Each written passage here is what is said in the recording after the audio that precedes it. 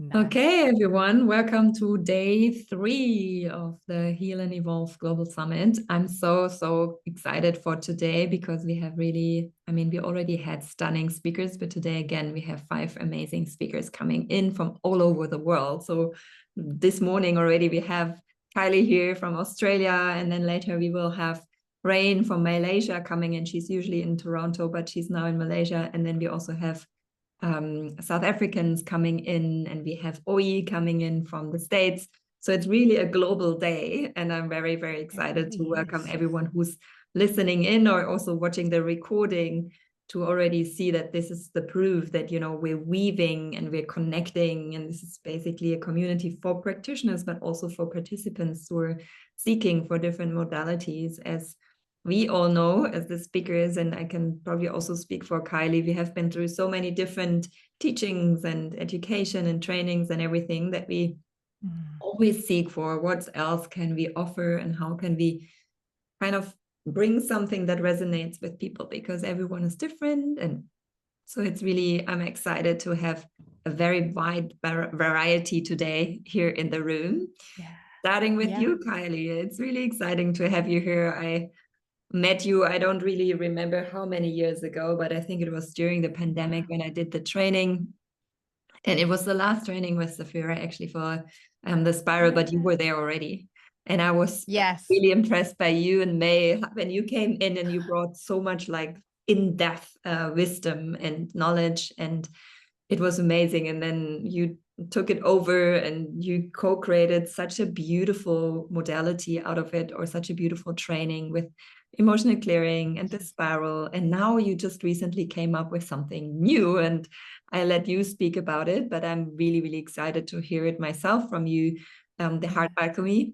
So yeah, I think we called your title is Overcoming Drama and Healing Your Heart, which probably every one of us can use, right? I mean, everyone has had some heartbreak at some time in our lives, and we are so driven and so directed from our subconscious sometimes. So it's so important to, look at our heart and see what we can do to heal it. So yeah, I'm super grateful for you being here, taking the time for bringing this and sharing your beautiful creation with all of us. Thank you for being here. I'm gonna go into the background and just leave you the space. And then if anyone who's listening and wants to have has a question or something, please use the Q&A for questions, and I'm trying to answer them. And if there's questions for Kylie, we can answer them in the end of the talk. So thank you, Kylie. Yay. Amazing. I'm going to hit share and make sure it's sharing. Okay. Is that good? Can you see everything okay? Yes, perfect. Perfect. Okay, amazing. All right. So today I've got 27 minutes to share about Heart Alchemy. So I'm going to move fast, but also give you space for interacting in the chat. If you have an insight or an aha moment or something that kind of really lands for you that you'd like to capture, then please drop it in the chat.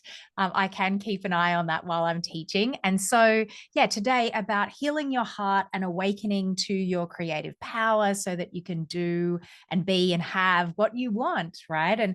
And so I'm guessing if you're here watching this video now, you're either a practitioner yourself or on your own personal growth journey of healing and change and wanting to make a difference to the world in your own way, whether that's at home with your family or in the corporate environment or running your own business or in entrepreneurship. So this talk is really tailored for anyone who has a heart. So if you have a heart and it's beating right now, then this will have some value for you. So I'd love to take you through this, and I'd love you to just let it wash over you, let it come into your unconscious mind. There is a lot of visual models that I like to teach with, because I find that really allows the mind to understand and then relax, and then allow us to kind of go deeper into the unconscious and into the somatic body and into the integration of our mind and our heart. Because that's old quote, the longest journey is from the head to the heart. And so really what Heart Alchemy is about is to facilitate and support that journey, right? That integration between the head and the heart. So awakening your creative power. So I'd love you to just contemplate for a second, just reflect for yourself, what intention do you want to realize through your attention today, right? When you pay attention and you focus and you have your own intention of what you'd like to achieve and realize, then that's going to call in and you're going to really notice those things that will help you with your personal intention. So what intention do you want to realize today? You can either drop it in the chat or just note it down in your own journal, or just kind of take a mental snapshot. What does your heart most desire to create? What do you most desire to create for yourself, for the world, for your family, for your life? And then is there any kind of drama or conflict with yourself or others that stops you from creating what you want in your life? I know that for myself, there's been plenty of times where I've had so much creative dreams and desires, and it's really been, hampered, or, something's gotten in the way to actually stop me from creating what I really want to create. And it's always some kind of drama, whether it's a drama with myself or a drama with someone else, a teammate or a family member, or the world at large. We've just gone through some crazy times over the last few years. And so, there's a lot of pain that comes with that in not being able to realize and achieve and move forward in the way that you want to. So whether it's something like having been bullied, or, in the past or current, being steamrolled at work, or, having some kind of relationship conflict where you can't say what's really on your heart.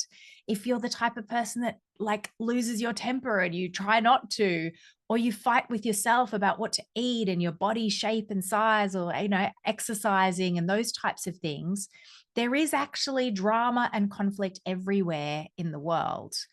And, we don't need to go into all of the political and, all of the things that are going on right now. We all know, right? There's wars going on. There's political instability. There's economic unrest. There's all sorts of stuff that's going on that is a sign of this huge change and this awakening, of the breaking down of the way things used to be, to create space and, create space for something new. And so this is to support that. And so in every situation, we can either respond or react, right? We can be taking ownership, accountability, responsibility, or be in blame and excuses and denial. And so what if there was a hidden purpose in all of this suffering? What if there was actually a reason why we go through this drama, and something that can actually come out of it and emerge from it? And so we want to have, systemic change. There's so many kind of protests and marches all around the world for systemic change, for justice and equity for all people of any race, color, creed, sexual orientation, right? We want justice. We the people want justice and equity for all of us.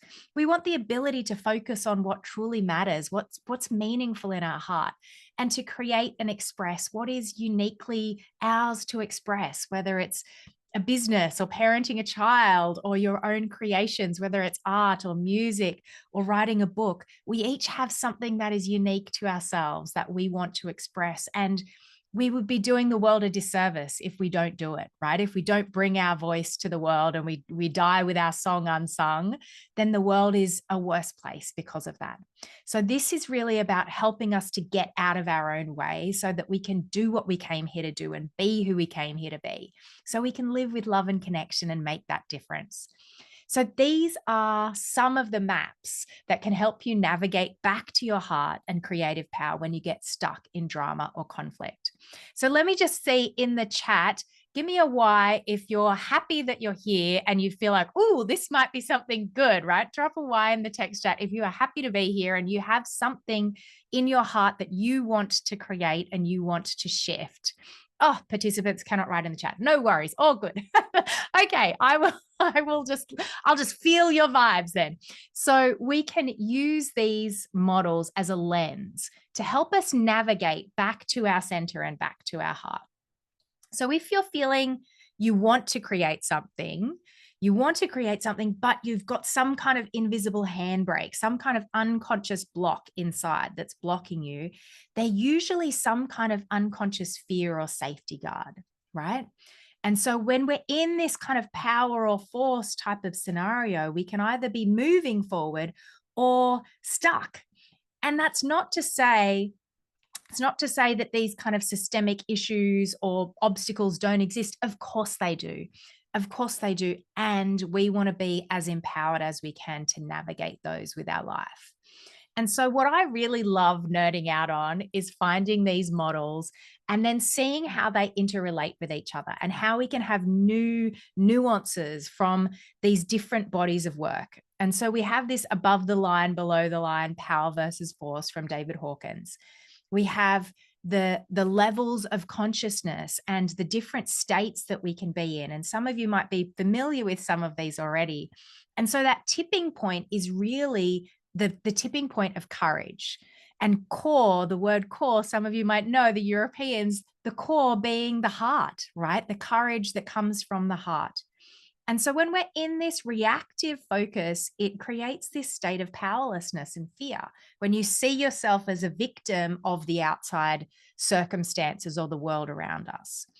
But a proactive focus, even if those systemic issues and those outside obstacles still exist, when we come back to what we are in charge of, and we can always be empowered by our thoughts, our feelings, our speech and our behavior, we can create a state of power to actually start to change the world from within ourselves, right? Starting from a place of power within, we can expand our sense of power to actually make the changes we want to see in the world.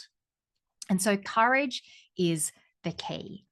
And so when we're in this state of force, in these lower frequency states from shame, guilt, apathy, grief, fear, desire, anger, or pride, we are likely to be in a drama cycle, right? Some of you might be familiar with this, the Stephen Karpman's work of the victim, the perpetrator, and the rescuer. And so we can either be in one of these kinds of states where we're trying to force our will upon the world or feel like the world is forcing its will upon us. And so as we're going through this, we want to actually be able to come up into our power and get out of the drama. And that's really what Heart Alchemy is about, is how do we get out of the drama and come back into our heart and actually create what we want to create? Because we know that our being state affects everything. It affects how we operate in the world. It affects our beliefs and values. It affects what we're capable of. It affects the things that we do and the environments that we choose to be in and spend time in and the results that we have. It affects our relationship with our families, our professions and careers, our communities, and the planet at large. And so our being state can be in lots of different ways. It can be our feelings, our internal frequency. It can be the role that we play, whether we're a mother or a father or a child or a leader, or, you know, what role we play, what job we do in any moment. And then also the attitude that we bring to those roles, right? So I could be a mother, but I could be, well, I am a mother. I am a mother, but I could be having a really bad day and feeling really down on myself and really worn out. And I could be kind of a mother martyr. Or I could be an empowered, uplifting mother that is coming with positivity and optimism. So it's not just the role that we play, it's the attitude and the frequency state that we bring to that role that makes so much difference to the results that we have. Because have you ever had that experience where you feel like you're doing all the right things and you're taking action, but you're not getting the results that you want? Chances are there's some kind of internal frequency state that is actually getting in the way. And so this is what we're going to kind of go deeper on, is the drama triangle. And so Stephen Karpman created this with victim, rescuer, and perpetrator as the three roles. I've actually adjusted that to be the aggressor because I feel like there's more space for us to recognize where we're being an aggressor when we may not be deliberately perpetrating something, right? We're not deliberately or consciously trying to be aggressive or mean or do something bad, but we can be shut down. We can be passive aggressive. We can be aggressive in our tone or our like giving a bit of side eye. You know, we can be aggressive with the silent treatment. And so I feel like the aggressor gives us more space to recognize where that energy shows up in our life. And so I'd love you to reflect on which of these feels most familiar to you. Do you recognize yourself more as a rescuer, trying to help and save the world? Do you feel like you're more of a victim, like you can't get anything right, or the world is against you, or you're fighting an uphill battle? Or do you feel like you're the driven aggressor that is misunderstood and people don't really seem to understand your deep care and your heart of what you're really trying to do, and they always misunderstand you? Usually, there's one of these roles that will feel most comfortable or that you're kind of most familiar with. And then there will be one of these roles that will feel most like repellent or like, oh, I don't want to be like that. I don't want people to see me like that. I don't feel comfortable in that role. So just kind of reflect for yourself which one feels comfortable and which one feels like, oh, I don't want, which one's most uncomfortable for you. And just kind of take your own mental snapshot. And then start to think, you can't type in the chat, but just think for yourself, write in your journal or type in your notes. What are some examples of drama that plays out in your business or life? You're going to get the most benefit out of this if you can relate it to a very specific example or situation in your life right now. So each of these roles, victim, aggressor, rescuer, are archetypes, and archetypes are patterns of power. They contain myths and they're ways of being in the world that are collective. So every single person in the world has an experience can connect to this idea of being victimized at one time. Every single person could relate to the idea of trying to help someone out and trying to rescue a situation or do good in the world. And everyone, as much as they might, try to resist, everyone has in some way been the villain or done something that they regret and been the villain in someone else's story. And so the challenge here and the insight is the archetype that you're wearing unconsciously is in your shadow. And so drama triangle and heart alchemy is deep shadow work. And so these types of things, mother martyr, wounded healer, wounded warrior, starving artist, are some kinds of examples of these roles, but inside the drama, right? When you're playing these roles, but you're in the drama and you're in the conflict and you're in the pain and suffering of it. So just think about which ones relate for you, which ones kind of strike a chord or strike a nerve. Because the thing is, there's different archetypes and roles that are best for different contexts, right? If I'm here trying to present and teach to you, but I'm inside my mother archetype, I would be thinking about my kids. I'd be thinking about what I'm going to make them for dinner. I wouldn't be able to be as focused and intentional as I am now when I'm operating from a teacher speaker. I'm operating from my facilitator and teacher archetype right now. And so being able to change your identity consciously, just like putting on or taking off a jacket, is a really important skill to cultivate so that you can operate with the right power for the right context to get done what you need to get done, right? Just let that land for yourself. And so when we're in the wrong kind of archetype or something happens in the world and one of our kind of trauma responses get activated, we can drop into one of these drama archetypes without even realizing it. And so there is a correlation between the trauma responses and the type of drama that we will be leaning towards, right? If you kind of tend to go into fight or freeze, you might shut down and be more likely to drop into the victim mindset, feeling powerless to change the situation. If you go into fawn, trying to appease and help and kind of placate the situation, you might be more likely to go into a rescuer. And if you tend to be the type of person that like confronts the threat and goes in and fights, then you're probably more likely to be falling into the aggressor role. So just reflect for yourself. No right, no wrong, no judgment, just curiosity. Can you be curious about where do you tend to fall? Where does your nervous system activate? And what happens when you fall into these roles? Because the best way to get out of it is to recognize when you're in it, right? You can't change something that you don't realize that you're doing. And so in order to actually get out of the drama quicker and quicker and catch ourselves and actually come back into agency and responsibility, we need to be able to recognize when we're in it. So let's go a little bit deeper, because when we take responsibility for how we play each pattern, that's actually the key to shifting it. And so just reflect on some of these questions. And I'm going to ask them. You're not going to have the time to answer them all right now. But inside my gift, inside the Lolima community and support, I actually have an entire journaling sequence that takes you through this whole process. It takes quite a while. It's kind of a whole self-reflection process that you can start to journal on and understand this. So what do you do to rescue yourself or others? When you're in your rescuer, who or what needs rescuing? Why do you feel compelled to step in? What are the behaviors of rescuing that show up in your life that get in the way of you creating what you want? And is there any frustration or resentment building when you rescue a little bit too much or too long, right? Just notice and get familiar with your rescuer. And then the aggressor. Where are you being the jerk, right? Where are you being the villain in someone else's story?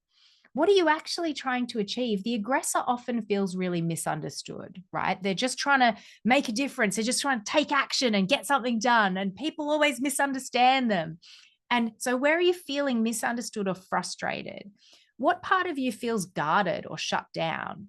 And are you trying to push or assert yourself somewhere where you haven't been invited, right? This is the aggressor. This is the aggressor role. And so just recognizing that for yourself. And then the victim is actually the innocent, right? It's the innocent. It has the least amount of agency out of these two. That's why it's at the bottom of the triangle in this inverted triangle. So where are you feeling powerless or hurt? Can you actually slow down enough to feel your feelings and go within? What was done to you? And how might this be affecting your life? Who or what situation might be causing you to feel powerless or has caused you to feel powerless in the past?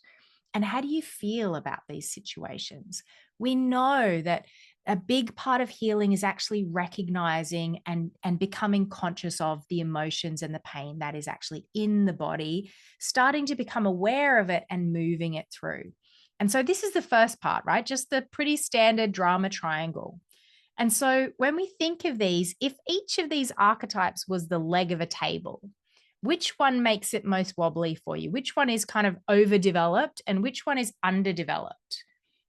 Because the truth is we actually need all three of them to move through to that taking responsibility and power level. And so there will be one that is overdeveloped and one that is underdeveloped for you. And this was my story as well, right? I'm a healer, I'm a coach. I've been coaching for 22 years.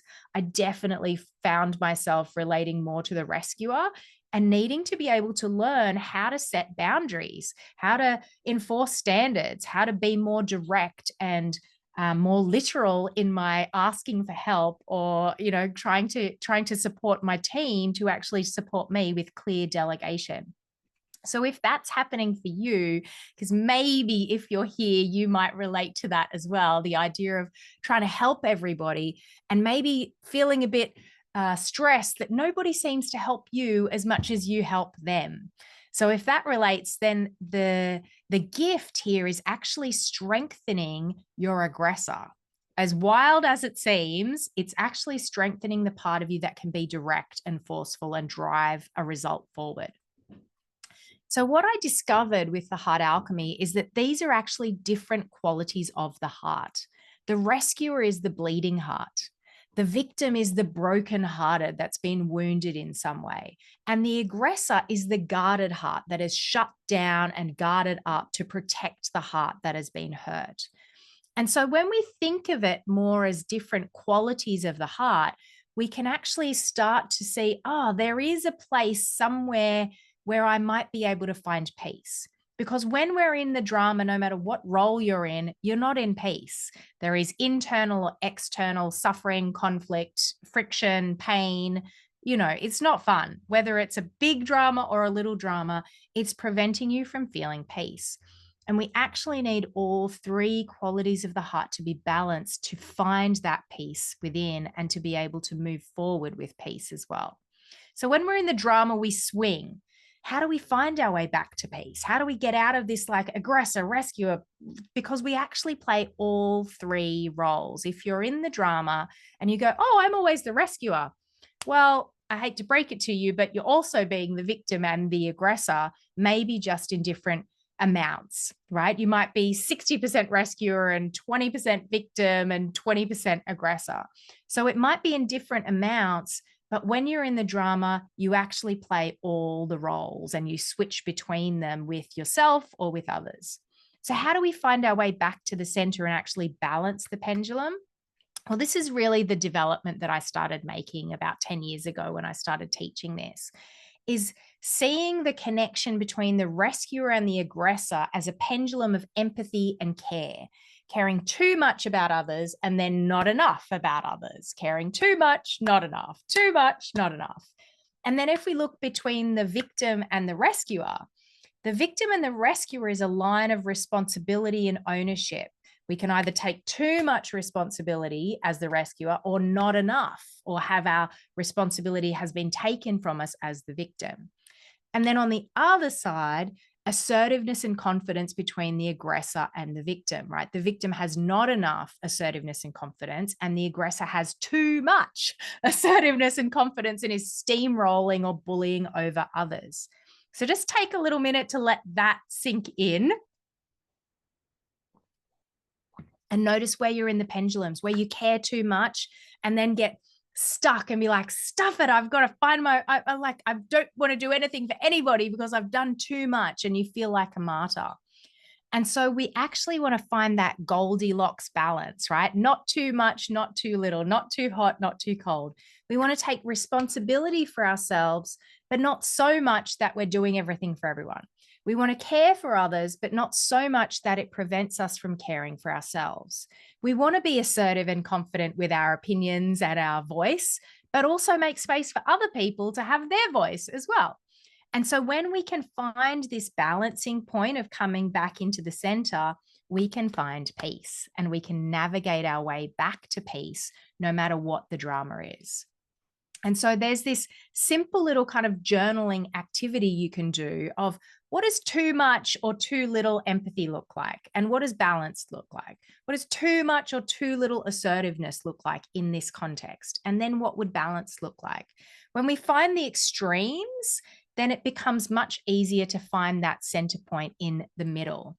And so Danny's just dropped that in the chat. This is my entire Heart Alchemy workbook, a journaling workbook that can help you to actually walk your way through this, because what I've done is actually shift this into a spatial anchoring map that you can walk your way through to find your way back to peace. So Heart Alchemy stops the pendulum and diffuses the drama and helps you find your way back into your center.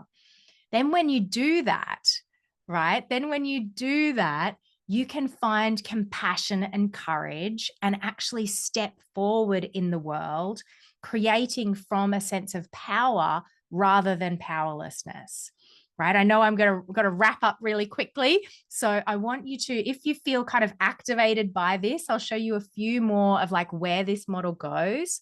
And then you can start to dive in and journal through with the workbook that's just been dropped in the chat.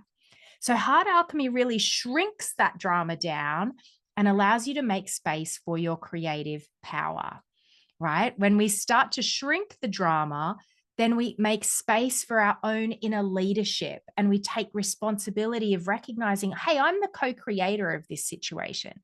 And our visions start to open up and we can start to become the leader of our own lives, moving ourselves and others forward to where we want to go. So the first initiation is the initiation of courage, taking responsibility for your peace, choosing your peace, even if it frustrates or annoys other people, right? Choosing what you need to be at peace is the baseline. Because if you're not at peace, you can't actually create from a sense of grounded power. This is the first initiation, realizing nobody's coming to save you and taking full responsibility for your life the way that it is. The second initiation is stopping rescuing people and actually seeing where you might be disempowering people by helping them too much and stepping into leadership. And then the third initiation is being able to enroll others from a sense of vision, where you can awaken intrinsic motivation in others to join you in your quest, in your mission of your desired vision to make a difference to the world. And so this is really being able to enroll people from your heart by sharing a compelling vision with the world. When you do this, it activates your higher heart and the geometry starts to shift so that the drama alchemizes into what you might be familiar with as the Merkaba, which activates your entire field, your energetic field, to become a beacon of light for others. So as we heal this conflict within ourselves, we create those frequencies of peace that ripple out through the world. And so we're so thankful to the Heart Math Institute for this amazing work. So if you want to go deeper and you want to discover more and kind of keep going with this heart alchemy work, I have a workshop here that Danny's just dropped in the chat. Amazing. It's available for just $88 if you'd like to go deeper. But you can actually get started just with the free workbook that I've dropped in the chat for you now. And so this really enables you to become a lighthouse in the dark, right? The world is going through a huge time of change. And the more that we can each do our own work to heal the conflict within our own lives, the more we can ripple that peace out into the world and make the change that we want to see in the world. So that's it. Oh, I got it done in half an hour. Amazing. Thank you so really much. incredible. Thank you so much. And I much, can imagine, it's for everyone also listening in. We know it's not a lot of time to squeeze in half an hour this amazing all the things. Thank you so much for this. Obviously, people can follow, as you said already. I put it in the chat, and we will also send it out via email after the summit, so people can find you and find your workshop that is on video, and find also live workshops when they are close to you, Australia. Yes. We will also share the workbook. So thank you. Amazing, Danny. What a joy and what an incredible summit that you've put on with incredible speakers and leaders. I won't take up too much time, but yeah, I just wanted to say thank you so much for your dedication and your hard work bringing all of this together. Thank you, Danny. Thank you. Yeah, thank you. I also learned from you guys, it's so important. And as you just said, in this time, and for everyone who's listening, I feel it's really important that we come together and that we support each other and ignite that light in each other, and really know that we're in this together. And it's an interesting time. I don't want to, judge it right away. It's an interesting time, and it's going to be more interesting also for another few years and maybe decades. So it's really important to look at oneself and see how we can heal ourselves, how we can support each other. So I'm really, really grateful that also you said yes immediately, and we are kind of collaborating in this realm. So it's really nice. Thank you so much for coming today. Have a great evening in Australia, and see you. Thank you, everyone. Thank you, everyone. Thank you so much. See you soon. See you soon. Thank you. Yeah, everyone. Now we have the next speaker already here waiting in the line, I would say. We have Rachael with us. Rachael, you can open your video, then we can probably see you. Yay! That's nice. So open please also your microphone, and then we can listen to your beautiful voice. Yeah, for everyone, Rachael and I are good friends from South Africa, and we have done a lot of work together already. And I know that she's bringing great wisdom, specifically connected to nature and to your own soul purpose. So I'm really grateful that you're coming today, Rachael, because the topic of today is to reconnect also with your soul, with your purpose, and to integrate into your body, like everything that we heard and everything that's inspiring, how can we actually really integrate it into our lives and make it I almost want to say a habit, but I think better to say is like, make it become you, right? So that it's part of you. So yeah, thank you so much for taking the time and being here. I don't want to take up too much of the time. Just take the 30 minutes, and then we're gonna answer questions. If you guys listening in have questions, please ask them in the Q&A section so I can answer them there. And yeah, enjoy your talk, my dear. And yeah, I'm coming in later to answer questions and help doing things like that. Thank you. Awesome. No, thank you so much, Danny, for the opportunity. Yeah, it's really beautiful to be with you all today on this spring equinox or autumn equinox, depending on where you are in the world, of course. So I'd love to begin this 30 minutes that we have together with a bit of a drop-in. So my invitation to you is to just close your eyes if that feels comfortable. Allow yourself to be in a comfortable position. Yeah.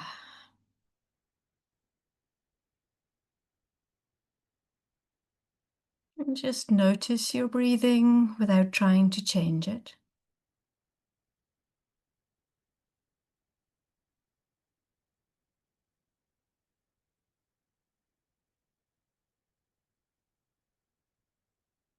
And now the invitation to notice your points of contact that you have with the earth. Your feet firmly on the ground. Just feel her holding, her grounding. You might even get a sense of her unconditional love.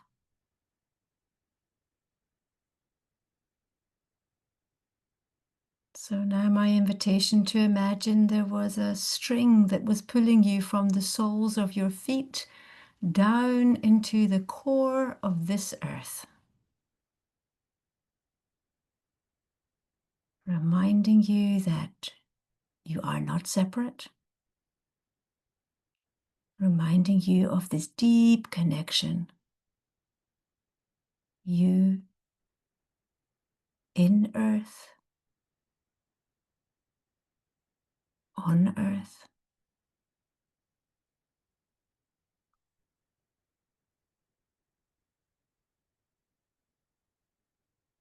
Now shifting focus to the top of your head.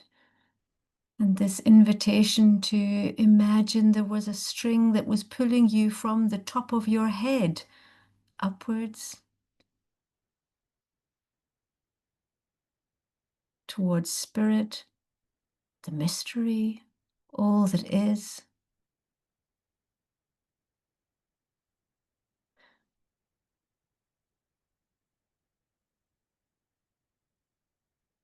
Yeah, so here you have this direct connection from the core of the earth through this body, this vessel, right through to spirit.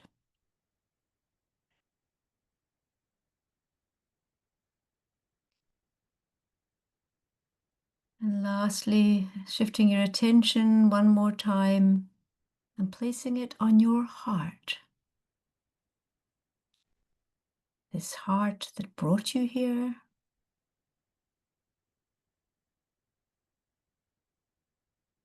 Yeah, this heart that came to be part of this gathering. This heart that cares so much about your life, lives of your people, community, family, the greater earth community, the future ones.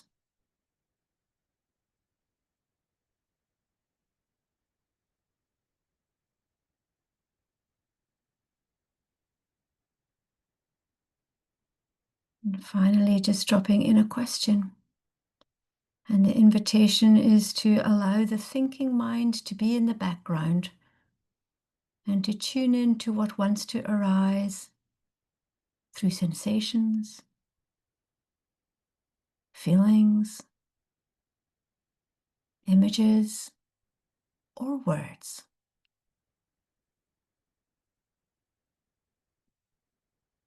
What is your longing? What is the longing of your heart for your life, for how you want to be of service in this life. What is your longing?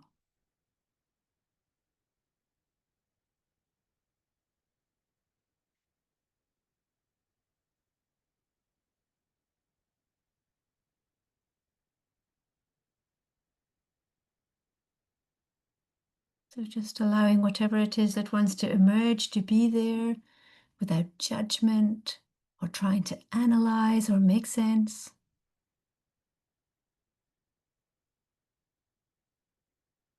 Holding that in your heart as we come back to this space, this time.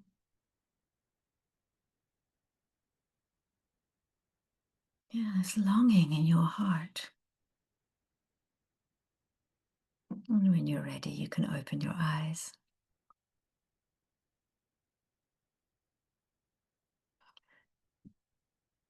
So I want to talk today a little bit about discovering your soul's purpose. And it really begins with longing. It begins with really tuning into what is in your heart. How do you envision a more beautiful, more peaceful, life-enhancing future for yourself, for all of humanity, for this greater earth community that we are part of? Yeah, I can feel like Danny mentioned earlier, that we are living in chaotic times. Yeah, we are living in times of transition. This is the time of the great turning. And sometimes that can feel quite overwhelming, especially if we want to contribute. So we want to offer our gifts. We want to be of service, but how can we? Like, what is really mine to offer here? And it can feel like for many of us, seeing these crises around us, the climate crisis, ecological breakdown, war, violence, separation, it's like, gosh, I can't do everything. Actually, really tuning into what is truly mine to carry can actually be perhaps the only thing that we can do in these times. So yeah, this idea of soul's purpose is really about purpose beyond self, but also recognizing that when we really align to what is truly ours to carry, like what is my unique way of loving this world, what is mine to offer in service, then that is also the opportunity to live the most joyful, soul-aligned life that is possible to live in this lifetime. So yeah, sometimes I like to talk of soul initiation and soul-initiated adults, recognizing that in our Western world, there are many, we actually are coming from a kind of what I might call a patho-adolescent society in the main. So we are lacking true adults, we are lacking true elders, not olders, but elders, to be able to guide our passage and to lead us towards a life-enhancing future. And this is really what the journey of this descent to soul, or the journey towards living in alignment with soul's purpose, is all about. So I'm going to share just one slide.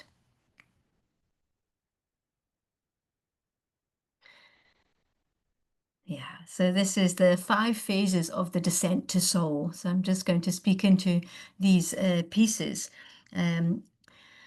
Yeah, when we talk about living a soul level purpose. But before that, I just want to mention this way of looking. So we could say that actually there are kind of 3 purposes in life. There is and this is Ken Wilber, who spoke of this initially. It was kind of made popularized by Adyashanti as well, if anybody follows Adyashanti. So basically they were saying it is to wake up, grow up, and show up. So the wake up is this moment where we wake up to unbounded awareness, non-duality, the recognition that it is not me in this skin encapsulated ego. That is not all there is to life. Actually, we are connected to all others in this oneness consciousness, so waking up. Then we have this idea of grow up. Okay, so now we all of us as adults are, it is our responsibility, if you like, or our trajectory to develop into healthy egos, right? I never use that word in a negative context because actually we need a healthy ego in order to take action. So growing up is this healing piece. It's like, how can I develop so that I can not be triggered by certain situations, so that I can have this healthy ego that can take action. And our third purpose might be to show up. So then how can I take the journey to soul so that I can really show up in my soul's core powers? So this journey to soul is what I wish to speak about. We also call it an underworld journey, and it has these 5 phases that you're seeing on your screen now. This first phase of preparation. So so like, how can I be ready to take this descent to soul? Might be, okay, so building my resilience, as I mentioned, like building this healthy ego. So really enabling myself to feel into, what is my vision for my life and for the life of others that we share this life with. This next phase is dissolution. So recognizing that if we really want to come into alignment with soul's purpose, actually, we need to, first of all, let go of, sever from, patterns, ways of being, ways of seeing in the world, things that have grown too small for us. So, this could be roles, identities, attachments, even relationships sometimes, because when we align to soul's purpose, it's actually not about addition. So it's not about adding something on top of what I already am or have. It's more like, as you could imagine, it's not like adding a glassy cherry onto the top of the sundae. It's more like, how do I actually allow that sundae to melt so that all of those patterns that have grown too small for me can be dissolved, and so that I can create space in my life, enter that liminal space, so that what is truly mine to carry can be revealed. So this is a journey of dissolution. It's not an easy journey. And we might be moving away from some of those conditioned patterns. Sometimes, we could say that in life we find ourselves living by a default purpose. It's a purpose that we may have adopted, inherited from family, from childhood behaviors or cultural conditioning, etc. A classic example in my life, I for a long time held this purpose, which was I must be productive so that I can be of value in the world. It's a classic, default purpose of many of us who've grown up in this capitalistic consumer worldview, if you like. Another client of mine, for example, had this as a default purpose: I must do everything on my own because I'm not valuable or good enough unless I succeed at everything alone. So the key to really discovering those default purposes, those purposes that have been leading our lives so far, is so that we can release the hold that they may have on us. So I can say, I recognize that pattern. And actually I can see that once I start to recognize it, I can start to release the hold it has on me. Once I start to recognize it, I can also see just how pervasive those kind of purposes can be. So I always like to say to people, if you're not living your soul level purpose, whose purpose are you living right now? What is driving the bus? This dissolution is about dissolving some of those patterns. And, we have many tools that we can do that, including things like parts work, using internal family systems, working with that default purpose, working with some of Byron Katie's work. Is it true, for example? Or this very simple practice. If you find yourself hijacked by a default pattern, such as that one I just described, I must be productive so that I can be of value in this world. I mean, it's so insidious in a way. You could just ask yourself this question: what would soul do? So just allowing ourselves a little bit of space between noticing the pattern and being able to shift slightly into a truer space, if you like, a more authentic space. So this third piece is around soul encounter. Okay, so how do I attune to the inner wisdom that's already deep within me, to the guidance from soul, to the mirroring from wild nature that's all around, to the support and guidance that I might be receiving from some of my guides, for example. So yeah, this is really a piece of attunement. And yeah, it's really recognizing that when we allow ourselves to be still and silent, and when we allow ourselves to be truly present in nature, there are so many signs and symbols that are available for us, not for our minds to analyze or to make sense of, but for us to truly sense into, these images, if you like, that are being provided from soul, which are invitations for us to respond to in our lives.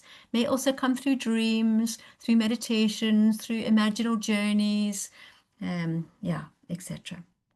And we do this partly also through spending. We have as part of a soul quest that I offer, for example. It's a 6-month soul quest that can either be done face to face or online. We offer a sunrise to sunset solo nature immersion, which is a beautiful opportunity to fast and pray on the land and to really, pray for what is mine to carry? Who am I really at the core of it? What is my unique way of loving this world? And we're hoping to receive that insight and imaging from soul. Yeah, this next piece is about metamorphosis. So this is how can I allow my ego to be metamorphosized by soul? So this beautiful relationship that can follow really, whereby ego, a healthy ego as discussed, is acting purely in service of soul. Ego is not typically very good at deciding what or discerning what is really valuable to move forward with in our lives. And that is a job for soul. So if we can really come into alignment with soul's purpose, soul will guide us towards what is really my way of being. And then ego is the one that can decide how to take action. So this is this idea of this beautiful interconnection between ego and soul.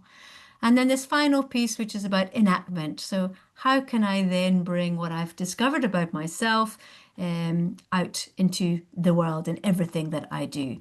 So that might include things like delivery systems. So, what project, what role, what career, what job might be mine and there could be many, in order to enact my soul's purpose. So being really clear here, soul's purpose is about much more than job, career, any of those things. They are a delivery system of what is mine truly to carry. So it's much more about what is the image at the center of who I was born with. What is the image at the center of me that is mine to carry? So yeah, thank you. Danny's just placed into the chat there that there is a guided imaginal journey that I've offered as a gift here. It's to meet entelechy. So entelechy is a term that was coined by Aristotle, and it basically means the full fruition or full flowering of you, the inevitability of who you are destined to become. So the acorn, for example, has an entelechy of becoming this great towering oak. And likewise, hidden within you, there is a seed of who you are always destined to become. Soul's purpose is not something over there outside of yourself. It's already secreted deep within.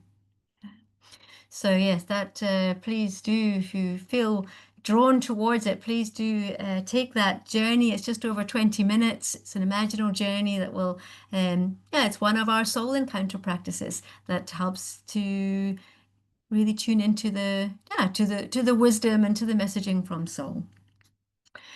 So I'm going to, it's a bit of a whistle-stop tour, and there's so much that could be said here, but I've got 5 minutes at the end, and I'm wanting to see if anybody does have any questions, perhaps Danny, that that I could respond to. Yeah. Thank you so much for that beautiful share, and also for your amazing imaginal journey that people can take. As you just said, I put it in the chat, there's a lot of hearts coming up. I don't have any questions yet, so maybe people take the moment now if they have any questions. Please, everyone, if you have a question, you can write it into the Q&A part of this webinar. Webinars work a bit different than Zoom calls. But let me see. No, I don't see any questions so far. So maybe what you can share, because I feel that, you know, this journey you were also just talking about, that you can take online with you, but also in South Africa when you're in South Africa, and it takes you also into the journey of being with nature for 24 hours or longer with yourself. So maybe what you can share with the audience is also, what do people gain out of this? Is this something that, you know, you would recommend everyone to at every moment of time, or is there a specific time where you feel like this is exactly when you need to do it? Is there anything that you feel from the experience of the participants, what you might be able to share to the audience so that they can orient themselves? Yeah, thank you for that beautiful question. Yeah, so the first thing I would say is that we did that practice earlier about tuning into your longing. You know, soul calls us, actually. That we can often, you know, we often know that there is something, you know, there's something more to life, yeah, than perhaps how we've been living so far. And soul can call in many different ways. And we have the opportunity to respond to that, or we have the opportunity to ignore it. And often if we ignore it, it actually comes out in a variety of different ways, unfortunately, which was my own experience. So over, you know, many years, like really hearing this call and not really knowing what to do with that. And in the end, what happened is that soul was knocked on my door so hard, it was like knocked me flat. So, you know, rather than being dragged into a descent, it can be beautiful to really tune into the longing of your heart, and to respond to that.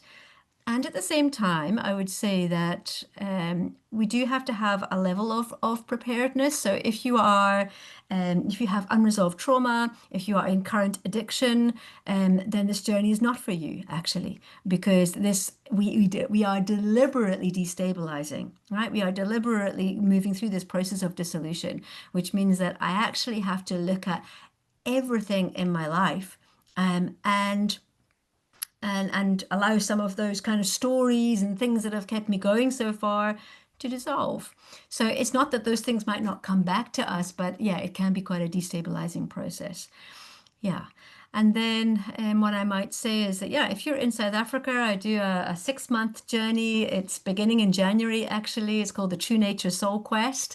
It's a group journey, so it's so beautiful to have the mirroring and reflection from others in that group as we're moving through those 5 stages that I mentioned earlier. And we really deeply we're deep in nature, right? This is also an opportunity to really receive the mirroring, and learn how to commune with nature and to discover our true place of belonging. And we can also do that, you know, that process online, individually, for anybody who's not in South Africa. It's very much about, you know, meeting you where you're at and supporting you to go through those stages of the descent to soul. Beautiful. Yeah. Thank you so much. And I can just vouch for that, because I have been in spaces with Rachael in nature and online, and it's both really beautiful. Obviously, me being a lover of the South African land, I'm also very, very grateful every time we can be together on the land and enjoy the landscape. It has different depth, but even without that, it's already very nourishing. So thank you for bringing this, and thank you for coming on today. I put everything now in the chat, so people should be able to see it. First, it was shared just with the panelists, so people couldn't see it.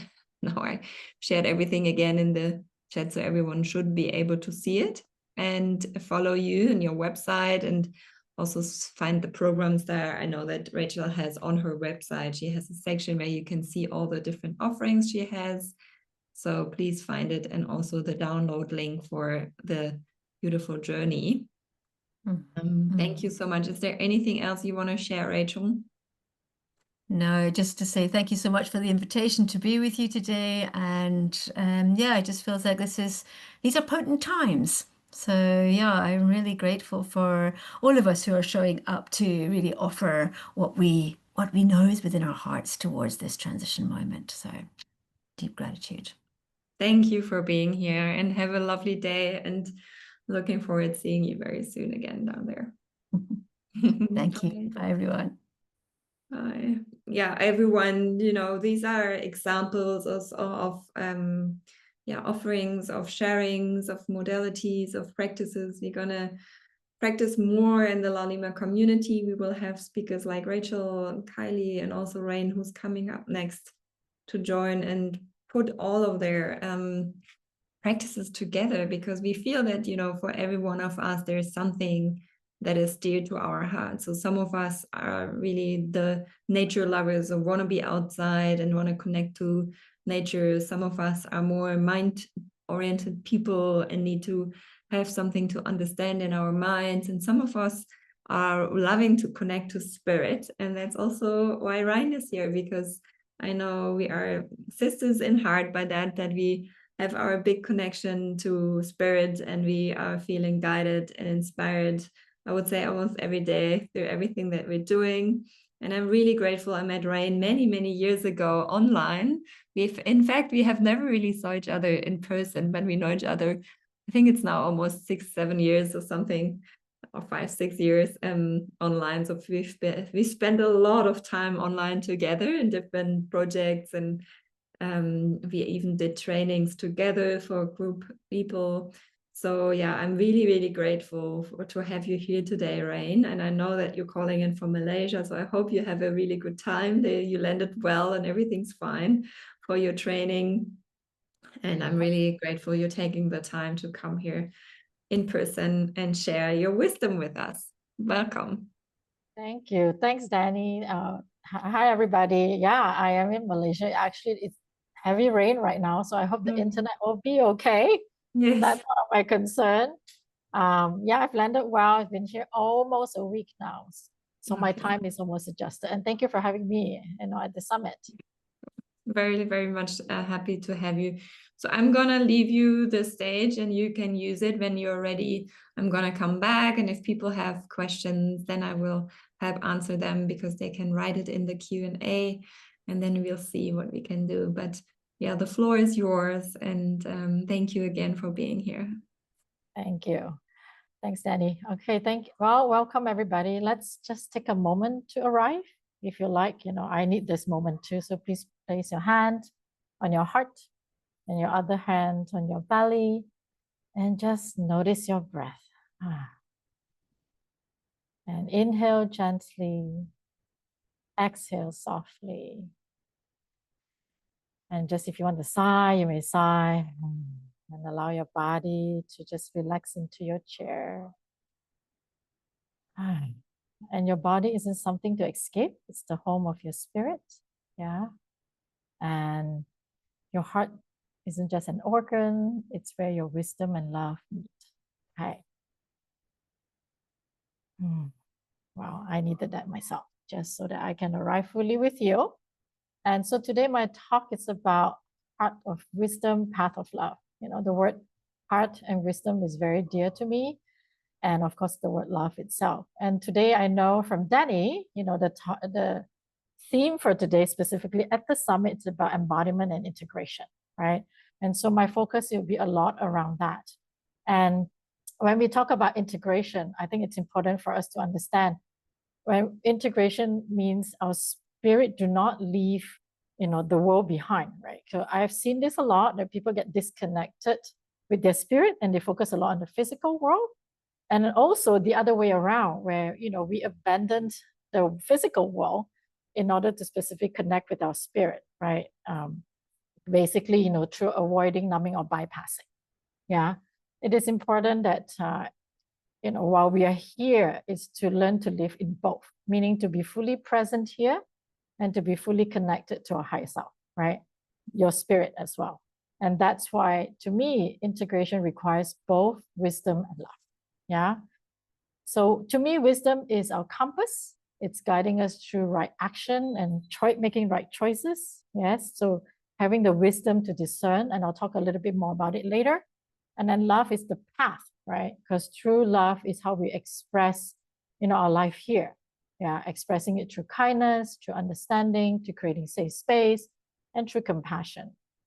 And to me, integration also starts with awareness, because, without awareness, without noticing, you can't really integrate anything. You can't embody anything. It starts with being aware of it first, being knowing about it first, right? So having the awareness. And with awareness, the next step is to have willingness, right? Because if you have awareness, but you're not willing to do something with the awareness or the inside, nothing can happen, right? So it takes also being willing, okay? That's important, okay? So that's why I kind of want to focus on today. It's a lot around this topic. So let me just dive in right now to talk a bit more about awareness. Now, awareness is always the first step, like I said, but awareness alone is not enough, right? So if you think about, let me give you an analogy. Think about your favorite fruit. Let's take an apple, right? So if you look at an apple, you can describe it. You can tell me all the colors, the different kind of shades, maybe you can describe how it might taste. But the thing is, until you take a bite, right, you don't really know how it tastes. And awareness is just recognizing, seeing the apple, right, noticing it. So you're aware, oh, there's an apple there. This is what it looks like. This is what the color is like, right? However, you won't really know what the apple tastes like until you actually take a bite. And so taking the bite, tasting it is embodying it, right? And then integration, after you've embodied, you've tasted it, integration is where your body actually remembers the flavor. So it's fully integrated into your system. And that's what today's theme is about, okay? I'll give you another analogy. I love music. I don't know about you. Music is something that grounds me a lot. Music is something that connects me to my spirit a lot. And so if you think about music, right, you can study notes on pages. I've learned piano. Honestly, I don't enjoy studying the notes. So you can memorize scales, right? You can understand the theory, but until you put your hands behind those instruments, whatever your instrument is, right? So for me, it's playing the piano. Like my elder son likes to play the drum. My youngest one plays the saxophone.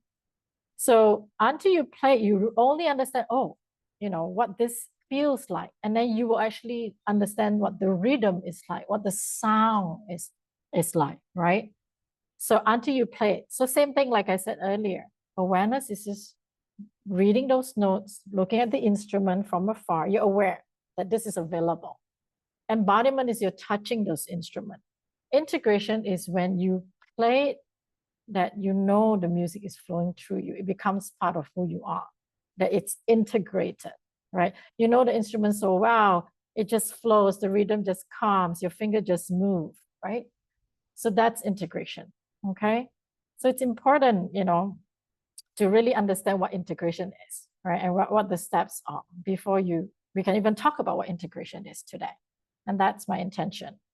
And one of the things that I also wanted to share really quickly about integration, like I said, it starts with awareness first, right? Awareness, only awareness, nothing can change until you actually do something about it. You embody and integrate. And usually, when we have awareness of something, we might resist it.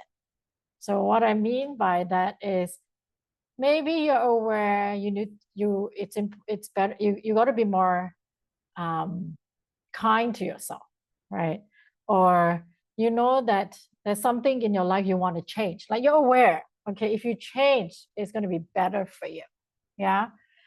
But then there's a part of it we might resist, because it might be that's too much work, or it's too scary. What if I go that way? It's not going to be the results I want, right? Or it's too much work, all the other resistance in our mind, yeah? So you might not want to do it. So awareness is step one, but the next step is about willingness, which I talked about earlier. Oh, and also, and I've heard this a lot from people that I work with in my work as well. When I talk about awareness, I have graduates who have gone through my programs, or individuals that I met, throughout my life. They'll come to me, I started doing all this inner work, I started doing more spiritual work. Sometimes I wish I don't know all this stuff. because now that I know, I find that it's more difficult, right? And I kind of understand. I remember I used to do that too. I'm like, I wish I'm not aware. Now I'm aware, I got to choose what to do with it, right? And sometimes knowing, because we have chosen before, going forward that path, knowing that we might meet some challenges, there might be some discomfort. It might be not as comfortable. Yet we also know, right, the gift be after that though, right? And so just being mindful awareness, right? Sometimes it comes with some resistance. And then the key is, how you got to be willing, okay? And the gift, right? When you push through it, the gifts that you receive, then you start to say, okay, this is worth it. But of course, when you're in it, it's hard, it's difficult. Yeah, and I remember those moments too. Well, I'm still integrating stuff, so those moments do come. I'm not saying that I've done all the work that I need to do. And the gifts that comes after, it's beyond, right? It's greater than when you got to the other end. It's greater than what you put in, or the fear, or all that challenges that you've gone through. I know for me, I like to tell people this. I'm grateful that now I get to enjoy that inner peace, which I know whenever I'm faced with challenges now, it doesn't shake me as much as it used to, right? I'm grateful that now the gifts that I have is the joy, the true joy of being alive and being with people, right? The gifts of presence, the gifts of just being myself, yeah? So all those gifts, it's undeniably greater than all the effort put in, okay? So back to awareness, right? First step. The next step is willingness. Like I said, you've got to be willing because resistance will show up. Yes. And so, how to be willing? It's very simple. I know I used to think too, what's the step to be willing? How do I take that step to be willing? All you need to do is step number one. Again, it's about noticing, wait, I am resistance here. I'm not willing here. And just take a step back and just ask myself, what am I willing to do here at this moment? What's that one thing I'm willing to do now? And that's it. Don't overcomplicate it. Don't make it difficult, And one other thing too, when resistance show up, don't resist the resistance, right? I've seen that a lot too, and I've done that myself. We resist the resistance, right? It was like, okay. So the key is, when the resistance show up, just acknowledge the resistance. Okay, I'm resisting here. What is it about, right? And then ask that question, what am I willing to do here? What's that one thing I'm willing? Okay, so awareness first, then willingness.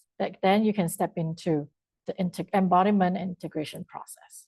And I did speak in the beginning, I talked a bit about wisdom. So I do want to share a bit about wisdom as well today. As you know, the topic of my talk is Heart of Wisdom. Yeah.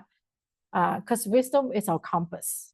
And wisdom is not knowledge. Knowledge is just information, right? But wisdom is about the ability to discern those knowledge, those information that we receive. Whether this knowledge or information is truth, or is it the right path for you, right? Is it a right action for you? Is it aligned with your value? Is it of integrity for you? Yeah. So wisdom, allows you to discern, right? And what is discernment? Discernment is, the ability to trust your gut and your intuition and your integrity. When I talk about integrity, it's about alignment of your heart, body, mind, and soul. Okay. And you feel it. Yeah. So you know how there's moments where something you're going against yourself. Yeah. You're discerning, right? So it's important to trust your gut, trust your intuition. Okay. So, and discernment does come with practice. It's about building a muscle, like anything else, right? It's about building a muscle. Yeah. Initially, we got to start to practice to listen to our gut, listen to our intuition, starting to discern, okay, is this source of information is real or truth or not? But over time, we get better at it, okay? Over time, yeah? It's important to build your muscle. And so wisdom allows us to ground ourselves, right? So there's a foundation of of it. And so that we are not tossed around by people's opinion, right? Or people's emotion, or even our own moods, yeah? We don't get tossed around by it. Or the noise and the chaos that's happening around, because we are able to discern from wisdom, okay? And therefore it becomes our compass, right? Our guide, our guiding light. And again, the compass alone is not enough. It's also about love, right? Coming from love, yeah? And love, it's, to me, right? Love is kindness. Love is understanding. Love is about the ability to create safe space for others and ourselves. Don't forget you. I also noticed a lot of people very good at, thinking about other people, but not themselves, right? So it's about also creating that loving space for ourselves, understanding ourselves, being kind to ourselves, being patient to ourselves, right? Being allowing, yeah, and being compassionate to ourselves, right? And so integration requires wisdom, which is the guiding path, and love, which is the expression of us, okay? So wisdom tells us where to go. Love is how we travel, okay? Wisdom guides us through the right choices. Love turns those choices into a living presence, okay? So let me give you an example, right? So imagine a parent who had a long, exhausting workday, yeah? Come home, the child makes some mistakes, maybe they spilled something or they broke something. The parent has a choice, right? If we're not aware of how we're feeling or not aware of how our actions has impact consequences, the results might show up very different. However, right, what can happen is the parent could be aware, oh, wait, I'm feeling a bit frustrated that the child broke something, right?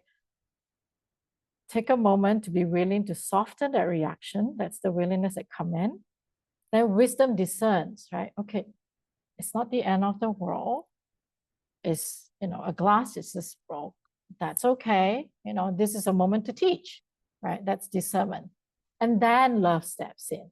So instead of giving harsh word, like I said, that could be one of the possible results, like yelling and scolding the child. The love can step in and the parent can respond with patience. It's okay, right? So, what can you do better the next time? Maybe to remember to put it in the middle of the table, like whatever that is, right? So the response, the love in action, the compassion, shows up. And that way, you will plant actually a safe and trusting seed in the child's heart, right? And that's integration, right? So the ability to have the awareness, to be willing, and then you step into the embodiment and the integration of what you have learned through wisdom and love, okay? Yeah, and so that's it, right? Those are the steps, okay? And as you continue to practice those steps, first of all, awareness, right? Allowing willingness to step in, wisdom to discern, and love to express outwardly, then you start to create more wholeness, okay? More wholeness, yeah? And I'm also mindful of my time. I just want you to take a moment too right now. If you can think about, in your life, where are you resisting? Is there any area that if you take that first step, it's going to lead you to a place where maybe you can experience more joy or more peace or whatnot, yet there's resistance, right? And I want you to just take a note and just, what is it that you're resisting? And like I said earlier, just notice the resistance. Maybe it's in your body too. Maybe there's an emotion through it. Don't resist the resistance. Just allow and then breathe and then step into it. And then ask yourself, what am I willing to do here about this? What am I willing? So that you can practice. Okay? And I do want to share one thing. A lot of my work surrounds belief system. And I know belief systems are really important because I realize, I'm sure you're here because you're envisioning a life, that you desire, right? A world that we envision that it's peaceful and harmonious, right? And throughout the years of doing personal development work and spiritual work, I came to recognize it's so important to work on belief system. So I just wanted to add this here today to encourage you to look into some of your belief system. I believe some of the speakers spoke about it. I haven't listened to all of them yet because I'm traveling. I managed to catch about 2 of them. Yeah. So I just wanted to invite you, a lot of our beliefs comes from when we're young, and it shapes our patterns, it shapes our reaction, and therefore creates our results. Yeah. Some of these beliefs are empowering, some of them are disempowering and very limiting. And those who are limiting us are the ones that create a lot of resistance when we're embodying and integrating new things. Okay. So therefore, I would also encourage you to just take a moment whenever your time after today's session, to just look at some of your, belief system, right? Discern which are the ones to keep, which are the ones to release. And, and very importantly, when you're doing integration work, especially around your belief system, because our beliefs really drives everything, our whole world, how we see something. And typically for some of them may be more challenging because, imagine you have believed about this one thing for your whole life. Suddenly you're told, you're going to practice something totally opposite. It's going to be a lot more challenging, right? So during that process, it's also important to practice self-love, okay, where the love is expressed. Okay. So what I like to do right now, very quickly, is to just do a quick guided practice with you. Okay, and I want to talk about some daily practices and then hopefully wrap up. Notice I only have a few minutes left. So let's take a moment. I want you to close your eyes for a moment, okay? And just take it slow, easy breath in, easy breath out. And I want you to notice your body, your breath, your heart. Just notice. As you notice, that's that's awareness, being aware.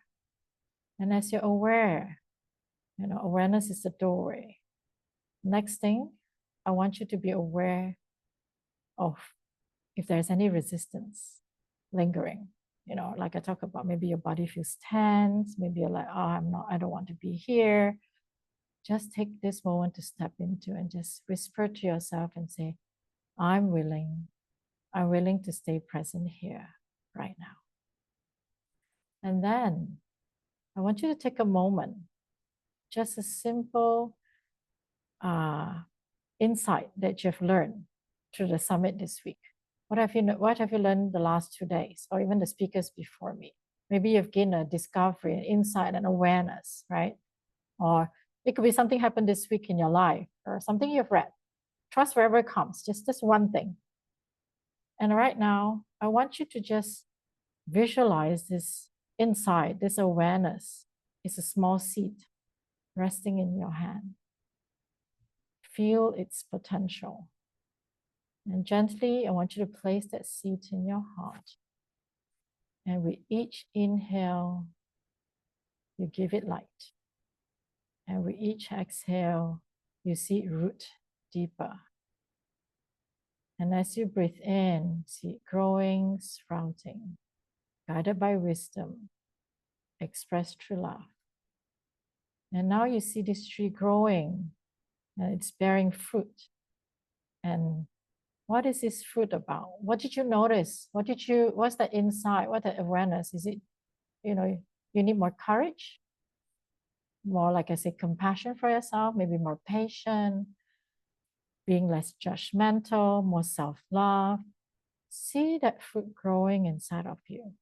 As you see it grow, you feel more courage, more compassion, more self-love, whatever that discovery is. And as you feel it, I want you to feel it in your body, feeling that emotion every breath you take. As you breathe in, you breathe in more of it, seeing that fruit growing bigger. As you exhale more willingness. As you inhale more wisdom. As you exhale love. And I want you to just know that this fruit, whatever it's growing, right? It's here right in your heart. And you have the wisdom, the love to continue to nourish and water it.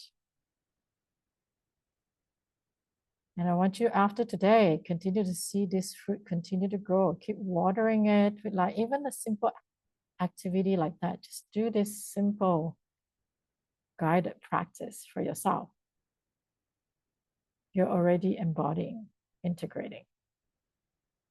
Okay, that's what integration is. Okay, when you're ready, you may open your eyes and continue, like I said, after today. Keep integrating. Integration doesn't need to be big. It's about daily practices. Okay, it's about every day taking that step. It's about, like I say, notice, being aware, being willing, choosing openness over resistance, discerning what's right, what's true for you, what's the aligned action for you, and then express love. Okay, so that's integration. It doesn't need to be big. So simple things like when you're tired, people asking you to go out, integrate by saying, trusting your body and saying no, right? You're aware, you're tired, you're willing to accept that I'm tired, and then your wisdom say no, and then you're loving and kind to yourself, right? So that's integration, okay? Because like I said, if you just have awareness, it's only going to stay as awareness. But things are going to change only when you embody and integrate, okay? And I do want to add this, for those of you who are struggling self-love, I used to struggle a lot with that, big time, yeah? I don't know how to love myself. I know it's ironic to say that. So I started integrating with one little thing every day, simple thing. And the simple thing doesn't need to be big or long. It could be 5 minutes, take time out for yourself. 5 minutes, take a walk. I started with 5 minutes, then it grew to 10, it grew to 15, then it grew to half an hour, it grew to an hour, step by step. One day it'll be, I'm saying nice things about myself, So I would really strongly encourage you. Integration is about daily, simple practices. It's not about big things, okay? And then over time, yeah, it'll be part of you. And one thing I do want to say, I know sometimes when you're integrating at some point, it can feel like it's overwhelming. Again, don't resist, breathe into it, take that one next step. Okay, that one small step doesn't have to be big. All right, and I do just want to say two more things. I've got 2 more minutes. Self-love. I also hear this a lot. Yeah, self-love is not selfish. Okay, I have a video if you want. I can send it to Danny. She can send it out. I talk about the difference between self-love, selfish, and selfless. Yeah, and especially women too. We have a tendency to be very selfless. Selfless is keep giving when you have nothing. Selfish is taking something from someone. But self-love is different. It's filling up your own love tank, right? It's being kind to yourself, being understanding, being compassionate, and providing a safe space for yourself. So, as part of integration too, right? It's important to have self-love. Why? Because when you're practicing something new, sometimes we make mistakes, right? And then we can make ourselves wrong. And so then we're not very kind to ourselves, right? So whenever you're integrating something new, embodying something new, practice self-love, be kind to yourself, be gentle to yourself. It's really important, okay? And one last thing, I just want to say that this path thus calls for courage, because to embody wisdom is there to be your true self, right? To walk the path of love is to dare to choose love over and over again. Even sometimes it's challenging, sometimes it's easier to just not do anything. Yeah. So I just want to say this, I want you to let's affirm together. Everyone, I return to my body. I return to my heart.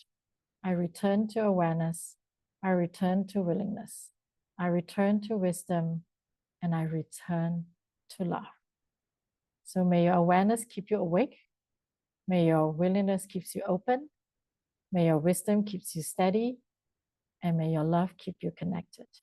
And remember, I started talking about a seed in your hand, and a walnut is a small seed, but it grows into an oak tree. And so like you, an oak tree is waiting to emerge strong, rooted, and expansive. The heart of wisdom is already within you. The path of love is the way you live in, and integration is how they become one. Thank you. I just made it in time, Danny.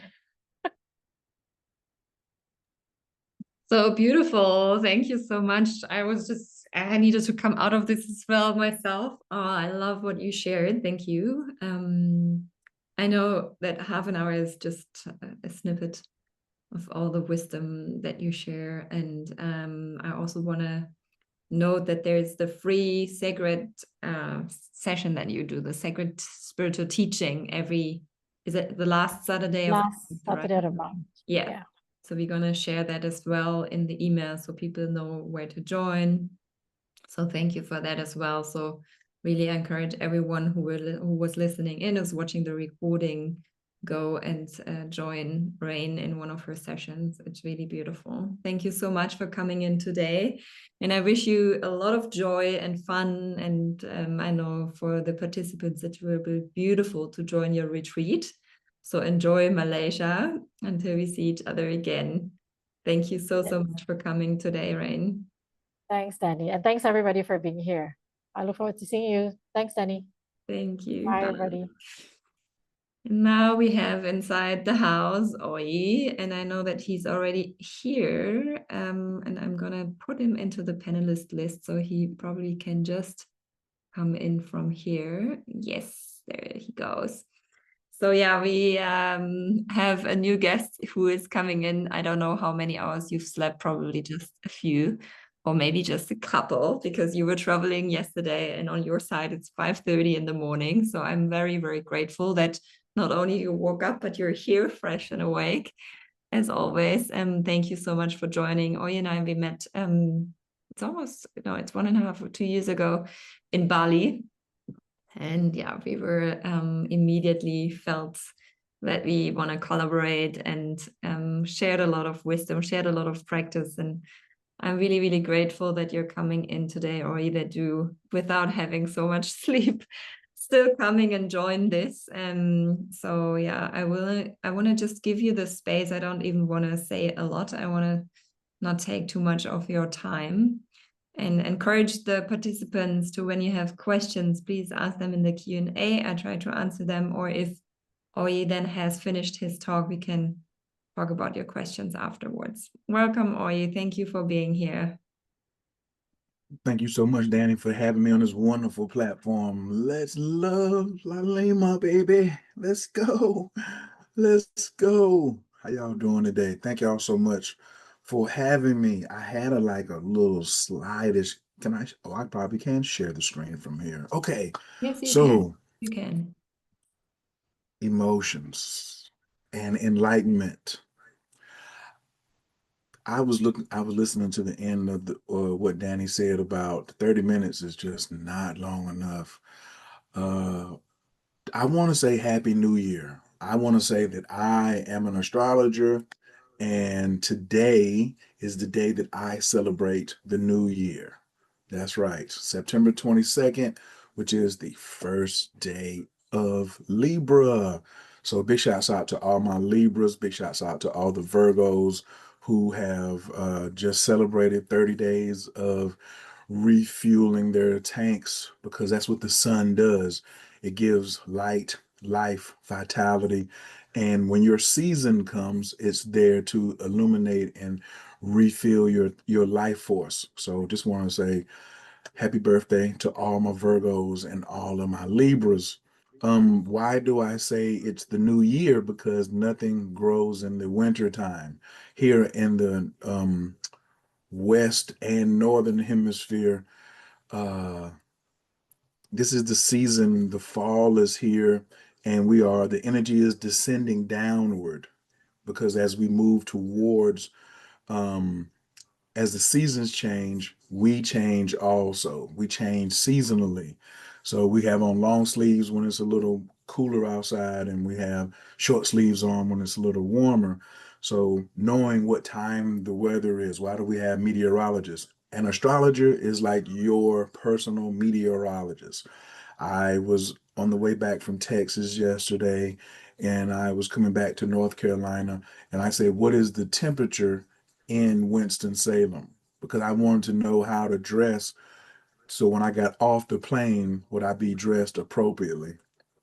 And this is the same thing around when we start mapping people, right? So I'm going to talk today about mapping yourself, communicating clearly,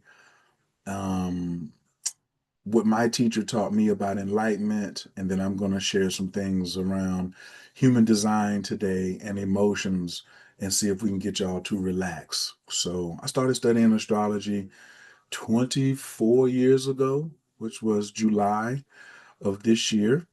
Tai Chi, Tantra, martial arts, all types of healing modalities. My father had cancer, and I felt powerless. And there was this old man who traveled the world who decided to retire in the States in North Carolina. And he was teaching a class on how to heal, how he healed himself from cancer. And I come from a very dysfunctional family, and my father raised me, and I was like, I'll do whatever I can to save my father's life. So I went to take this old man's class, and basically it changed my life. It didn't have anything to do with astrology. And it was just, I met my astrology teacher in his class. I met so many teachers and wonderful people in his class. And his name was Sunyata Saraswati. And he brought Tantra to North America. And the name of his book is The Jewel in the Lotus. I'm sure some of you have it. And if you don't, please go get it immediately. It is the Tantric Bible. And you're like, well, Tantra and astrology? How does all that go together? Because Grandmaster Sunyata Saraswati said his definition of enlightenment was to lighten up. To lighten up. We take everything so seriously all the time. But you know where we take things seriously at? Up here, in the head. The body's always casual and is responding to what is happening here in the head, right?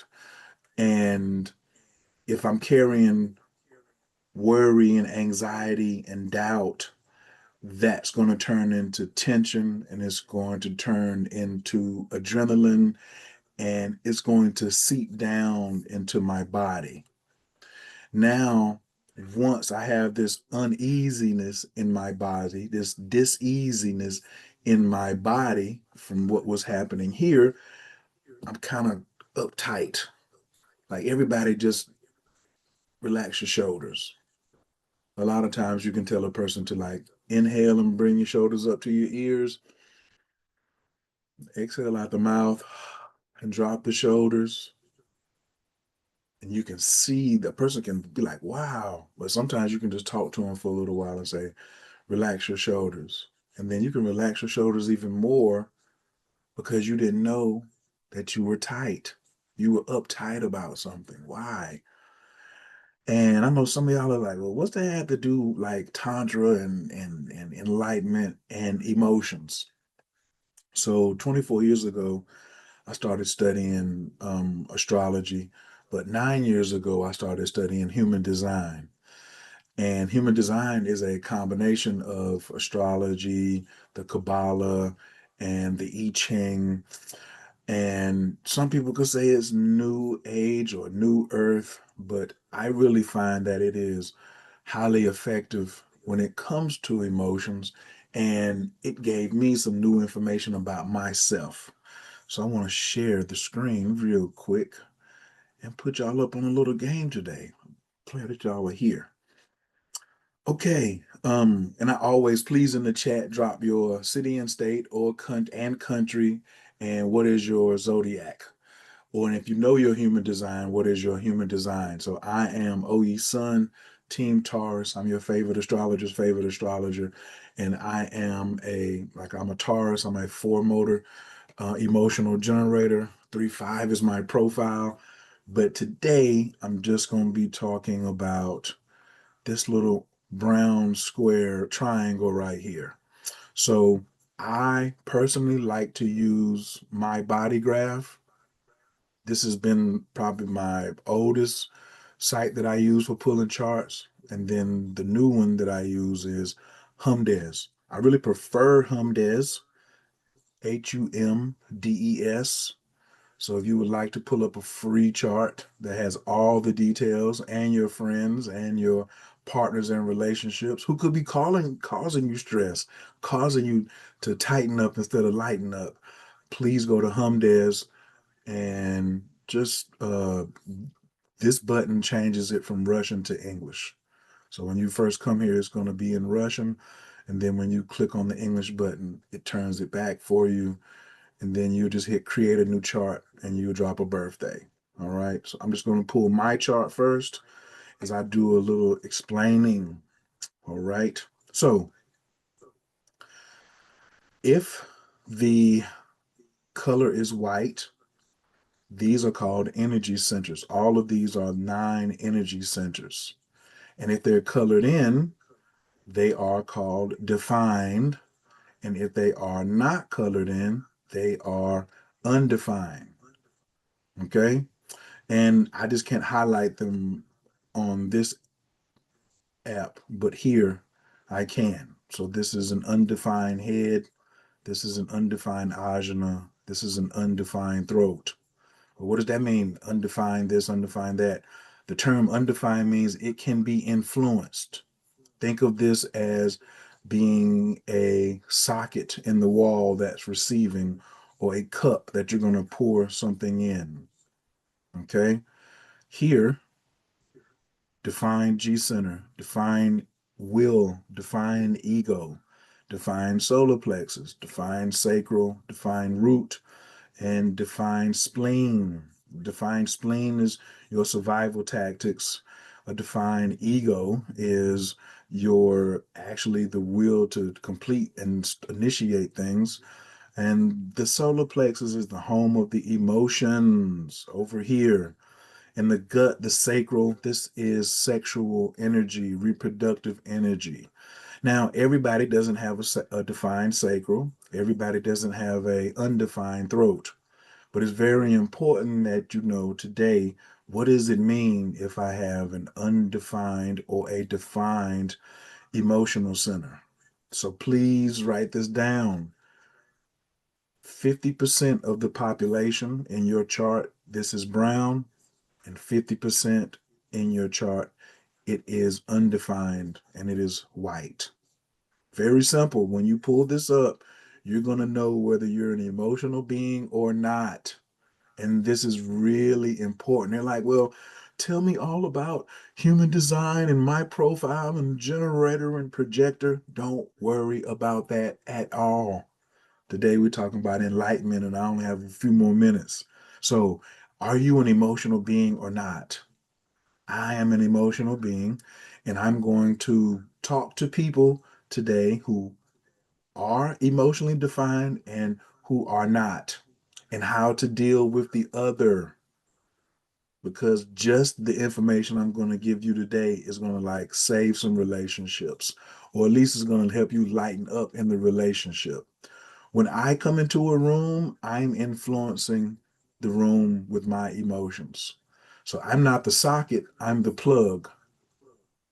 Someone else who has a defined head, they're influencing me when they come into the room. I am susceptible, not vulnerable. I'm just susceptible to picking up someone else's thoughts.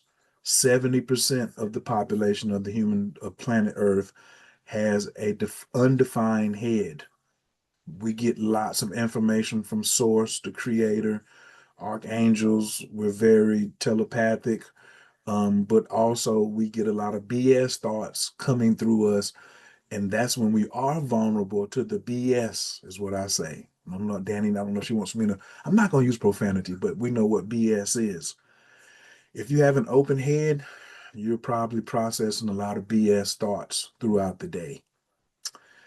If you have an open solar plexus, You are processing other people's emotions all day, all night, when you are in their vicinity. When you are alone, you have a unique way that you are processing emotions because you are like void. It's not one of the things that you do. It's not one that like you're not an emotional person. A lot of people are like, oh, well, women are emotional. Only 50%. And somebody saying, oh, you're a man. You need to get in touch with your feelings.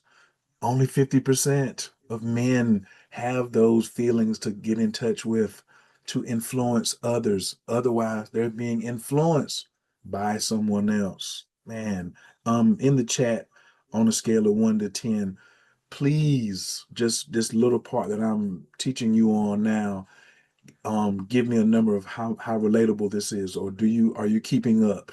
1 is I don't really understand what you're saying, and 10 is I'm following every word. So if you could put that in the chat, I would really appreciate it. All right. Let me continue. People cannot type in the chat. They only can ask questions in the Q&A. So the participants type in the chat. So you can ask them to send emojis. So they can send emojis. Okay. That's right. Figure it out. Use some emojis. Thank you. So the solar plexus, as I was saying, makes the waves go up and down, like what's the heartbeat monitor, and images like this. This is what your emotions look like. They go up and down, and it is an emotional wave. The first part here, the skinny flat line or right in the middle, this is where we are have emotional clarity. Let me see, no, I just want just this. Oh, it does this sometimes. But right in the middle is the only space that you are emotionally clear. This is just the biggest lesson. If you have a defined solar plexus and your emotions are dipping down here on the bottom, you're at the trough of your emotions. Do not make a decision. Please just put that in your personal notes. Do not make a decision when you are not experiencing emotional clarity. This is an emotional trough, and at the top, this is an emotional crest. Do not, you win $1 billion, don't make a decision. You lose $500,000 in the stock market, do not make a decision. Wait, because emotions go up and they come down just like waves. They go up, they come down. They go up, they come down. And when they're resting, this is the supreme place that you want to make a decision. Enlightenment comes in the middle. Enlightenment comes in the middle. Even an enlightened person is going to have ups and downs. Jay-Z said, even righteous minds go through it. Now, what if I don't have a defined solar plexus? Then you have to realize that the person you're talking to is either at an emotional low or an emotional high, or they are emotionally clear.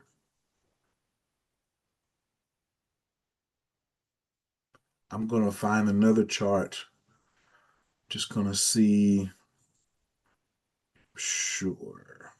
So it's a 50-50 chance every time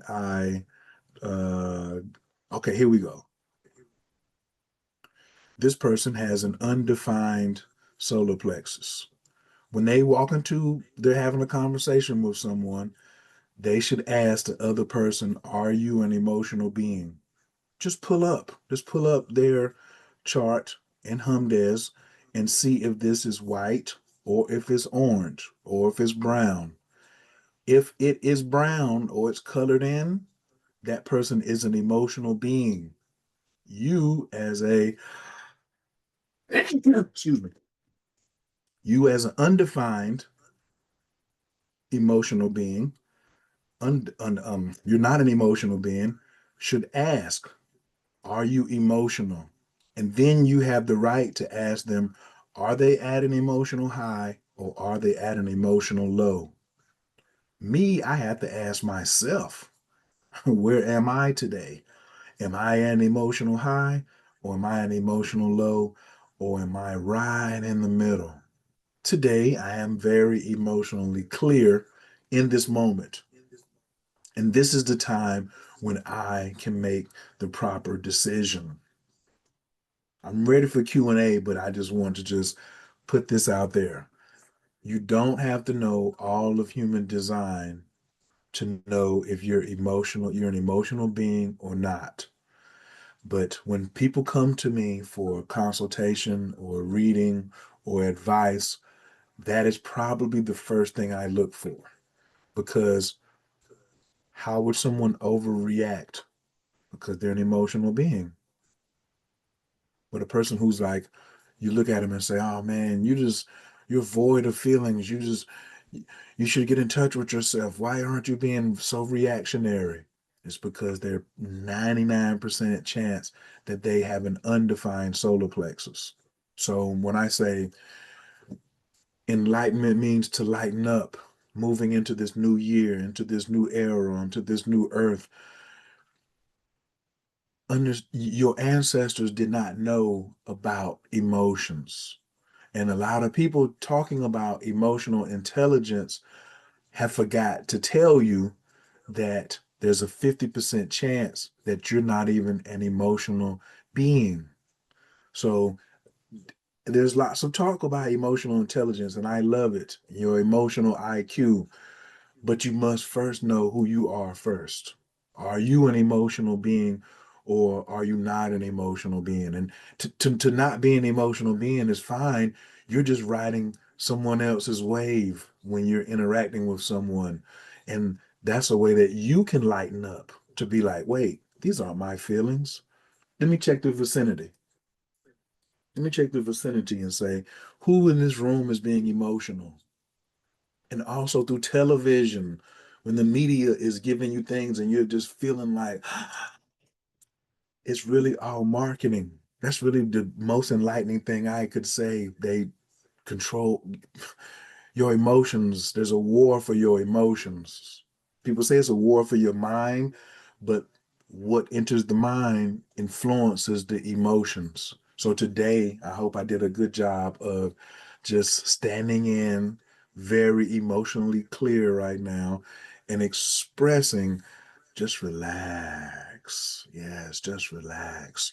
We do talk about this in I have morning huddles Monday, Wednesday, and Friday. I here in the United States. So it's 10 a.m. here.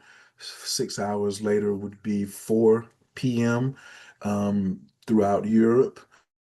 And it's 12 hours ahead if you're in Asia and you want to catch it right before you go to bed. We have a morning huddle and we talk about this all the time. And also in our community, we call it the Cosmic Dojo, because human design is a martial art. In my opinion, life is a martial art. And we have to be able to defend ourselves by relaxing, not necessarily being on the offense, but just relaxing and calming down and being in the void and then sitting with these feelings. I also do consultations if you'd like to know a couple different techniques for you and how you can sit with your feelings or become more in touch with your feelings. Let's qualify that phrase. Let's qualify that phrase. And I am also at the Cosmic Jedi, spelled with a Z, because I look at the cosmos and I'm the weather guy for the cosmos. And I'd love to see you. That's right. I'm on the La Lima website, so you can find me, Oyi Sun. Danny, thank you so much. I appreciate this opportunity. Now I'm wide awake. Thank you so Thank much for you. being here. I know it's so hard for you so early in the morning. Thank you for coming and sharing. I have one question. I mean, I just said, I put everything in the chat right now. So the dojo link, where they can find the community, but also your website, so people can follow you. And the question I have is, for me, it was really eye-opening when I did my chart reading with you. It was really, really, really helpful. So one thing that I think many of the audience might want to know is, once that you might be an emotional person, or maybe your partner is an emotional person, what can you do then with it? The question always is like, okay, how do I deal with it now? Because I don't want to blame anyone else. I don't even want to blame myself. I'm just like we named this talk the surfing the emotional waves, right? So we all have them at some point. So what would be your first go-to exercise that you would recommend people to do when they feel that they're very emotional, specifically also with what's going on in the world? And we know all these emotions that we can have. So what would you recommend? This is a good sign to do. It's a physical thing, and it's from my Tai Chi practice, and it will notify your body and the body of another person. So let's just say me and Danny are in something, and all of a sudden the emotion starts to rise, and I do this, and I say, inhale, exhale out the mouth. And I just do that 3 times. I just inhale, eyes on the hand, exhale out the mouth, pressing the energy columns deep down into the earth. And just do that 3 times.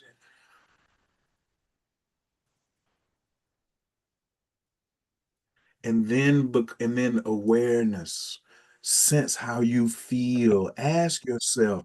Your higher self is really waiting for you to ask it questions. It has a lot of information if you would just ask. But after you clear, the body just heard me say, hey, relax. And then I'm going to say, are these my feelings or are they someone else's? And then I probably put some distance between me and that person, especially if it's an advertisement. It's really like when you're in that store and you're about to buy something you don't need, that's when you really need to ask it. Are these my feelings?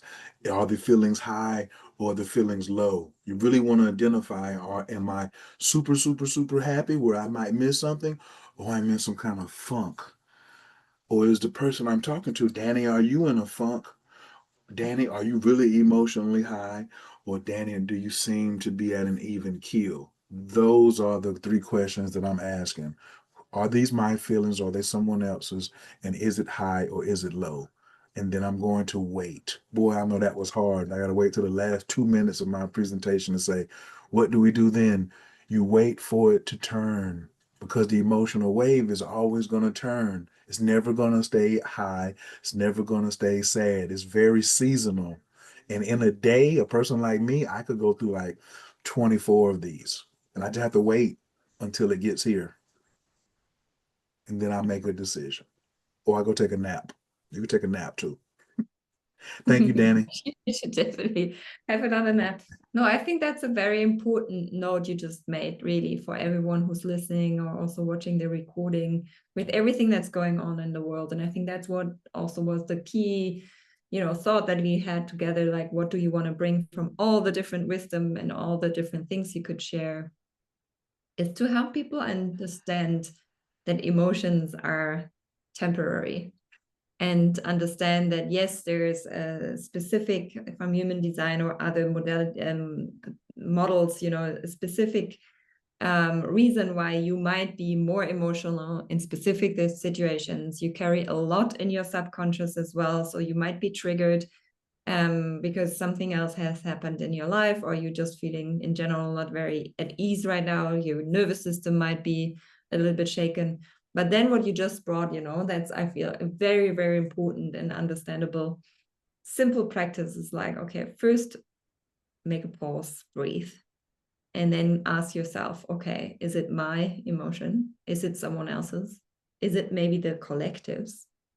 And then become clear of that. And that already brings you, you said it yourself, that brings already that distance between me and the emotion. So you're understanding that you are not the emotion, but the emotion is something that we can handle and we can learn, whether you want to take a nap or whether you do something else to bring you out of that emotion. And I said it yesterday, it only takes 90 seconds from the biochemical understanding of the body. It only takes 90 seconds for an emotion to run through the body. And then it's our choice whether you want to hold on to it. So yes, yeah.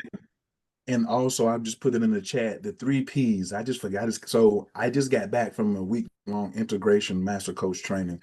I'm a psychedelically informed integration master coach as well. And what we say is the 3 Ps: pause, push back, physical scan. Pause, push back, physical scan. Would you go into your garden angry? That's the question. No. Would you go around a baby angry? No.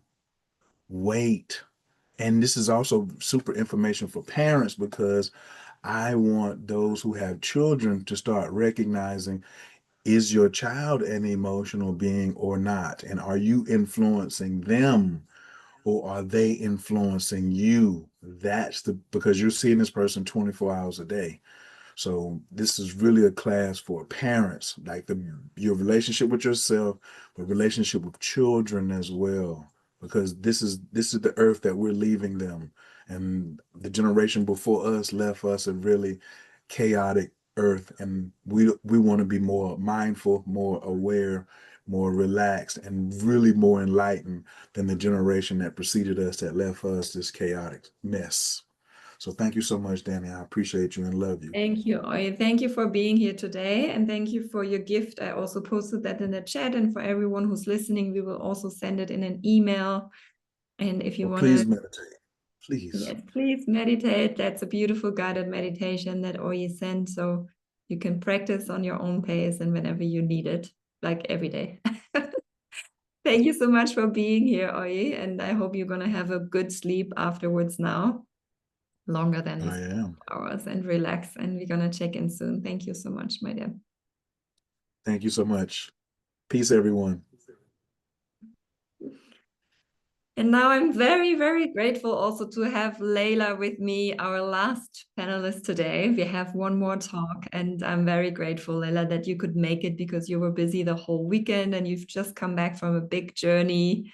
I know that, so I feel that you've just landed in South Africa and suddenly you're here again. So thank you so much for following the invitation and come. And that's why we made this a bit longer than the other days, so that we can squeeze you in the last day while before you're like blowing somewhere else. So thank you so much for being here. I don't want to take too much of your time. We called this, or you called this talk, The Art of Holding Space. And I know that you're an amazing space holder, and I'm so curious what you're going to share with us. So thank you so much for being here. The floor is yours. Just that you know, the participants cannot write in the chat, but they can write their questions into the Q&A, and I'm going to follow up there. And if there's more questions, we can answer them in the end. But yeah, thank you so much for being here today, Leila. Thank you, Danny. Thank you so much. I'm sure you must be exhausted, so you can take a rest for the next few moments. And thank you, everybody else. Thank you for being here now, for sharing this amazing gift of your presence with me, with us. I want to begin by lighting a candle.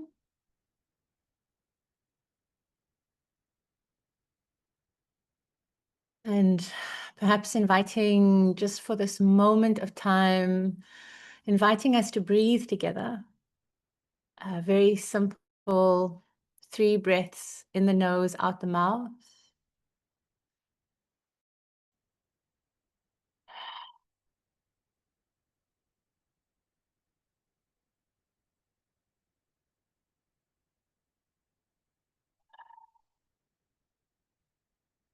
And a final breath.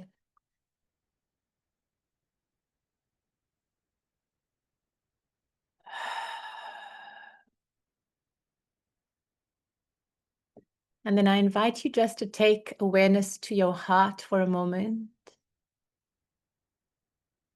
Just allowing all of self to center and anchor into this magnificent space called the heart chakra. Feeling the center of gravity settle into that space now.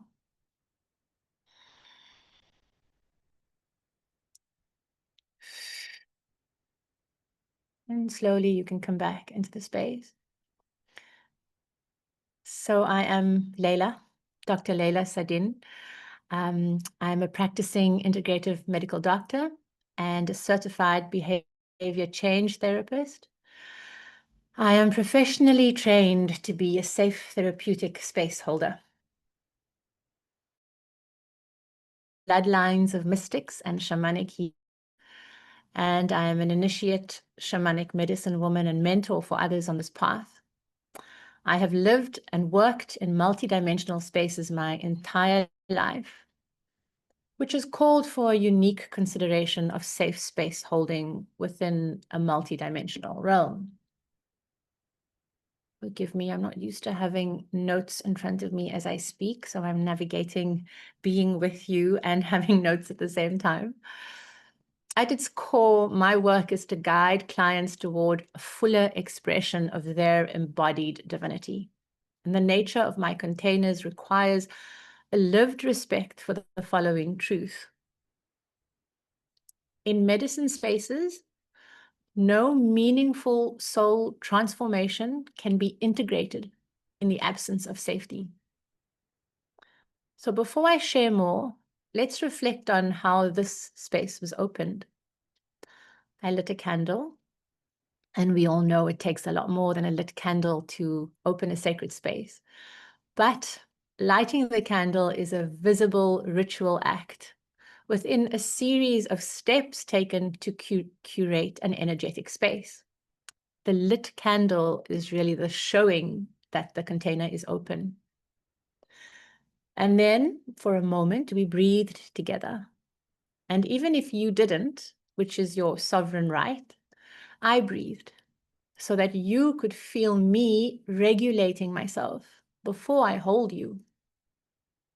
And then as we guided our nervous system into a parasympathetic resting state, we dropped into an even deeper presence and subconsciously assessing safety all the way.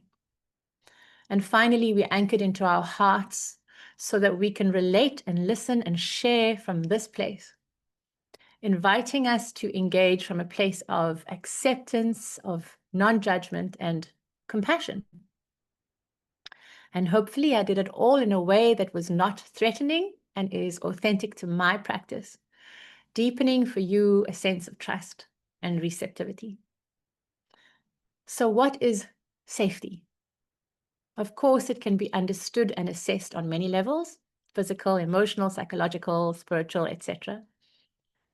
And if you think of it this way, what a construction worker deems as safety is different to a teacher or a therapist or a surgeon.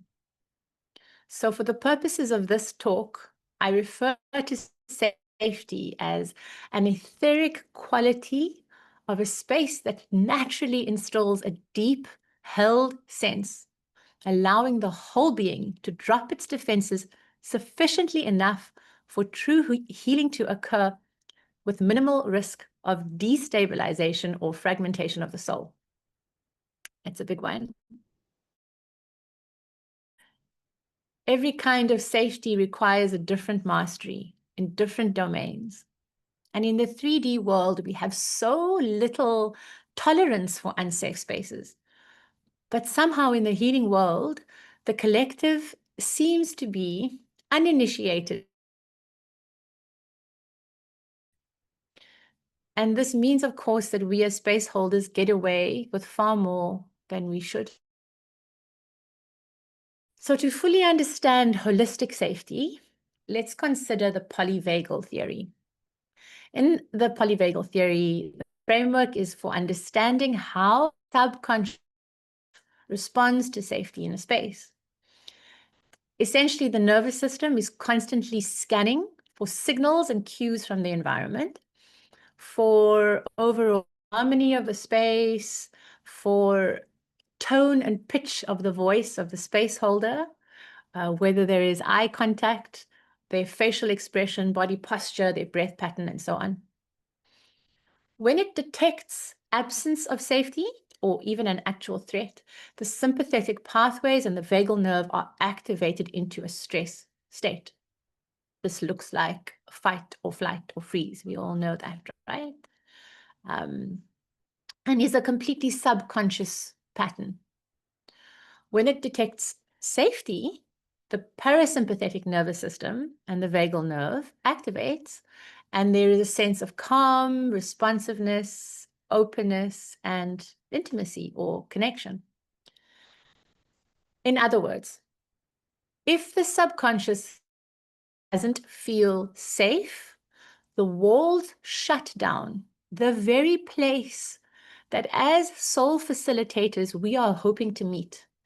And so we end up diluting the medicine and its effect, and, you know, either have an effect at all on the person or just meet them in a very superficial way. This also explains why when a space holder weaves a safe container, people are able to drop into much deeper levels of experience, no matter what the medicine is. I'm sure by now you have all experienced how a or a cacao ceremony or even a psychological therapist can be experienced in very, very different ways, depending on the level of safety that the practitioner is resonating. So the polyvagal theory also explains the depth to which you can provide psychological and spiritual safety will dictate the depth to which you can influence the transformation of another being, and therefore the potency of your medicine. Again, no matter what you are offering. Now, in my opening, I could have said, hi, I'm Leila, blah, blah, blah. This is a safe space.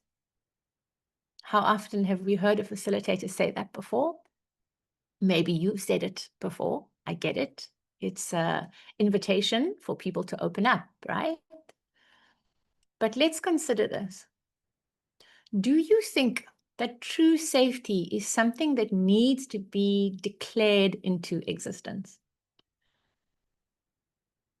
Just imagine that you are a young woman and you're in a space with a man for the first time, and he says, this is a safe space. Something doesn't feel right about that. It wouldn't and shouldn't inspire you to. Safety is nothing that we can or should convince anyone of. It is a subjective reality that must be felt from each person's sovereign subconscious for medicine to truly land. Declaring it as perceived authority in the room in that moment, this is a safe. We may, in fact, invite the grounded listener to override their intuitive mechanisms of protection. And then who knows what violations they will inflict upon themselves. And of course, you understand that that karma is left for you to deal with afterwards. So yes, I am inviting you to consider whether that phrase could potentially be harmful in your spaces. As weavers of sacred medicine at this pioneering cusp of an age, we have a deep responsibility to instill spiritual integrity and safety into the foundations of this evolving industry. This will be the legacy that we leave behind. So what does it take? What does it take to hold a safe space? Firstly, it is fundamentally through the frequency that we embody that safety will emerge as a felt experience by those we intend to hold. So instead of saying we are safe, we must become the safety. then it is an initiated level of mastery of the medicine that you are serving.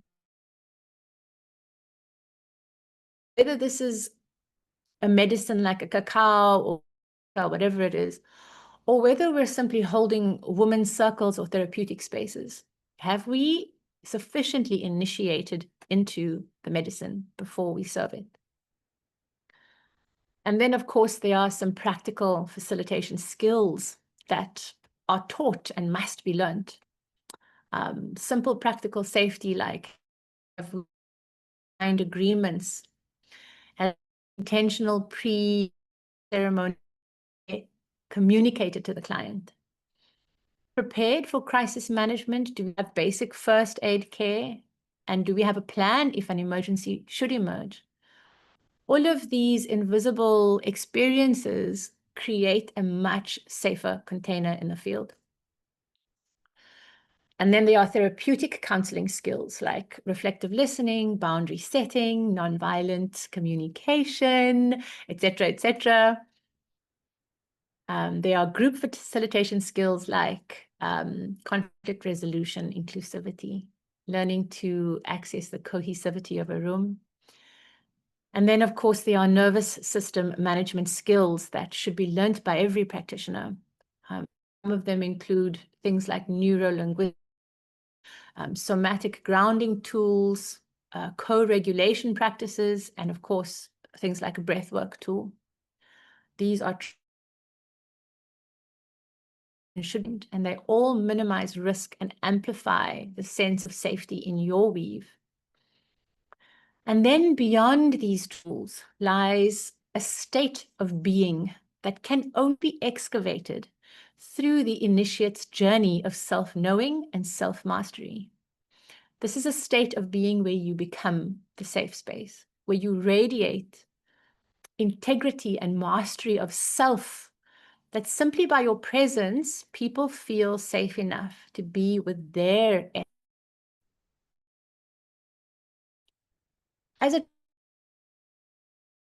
practitioner of healing, the traditional mystery school path is a lifetime commitment.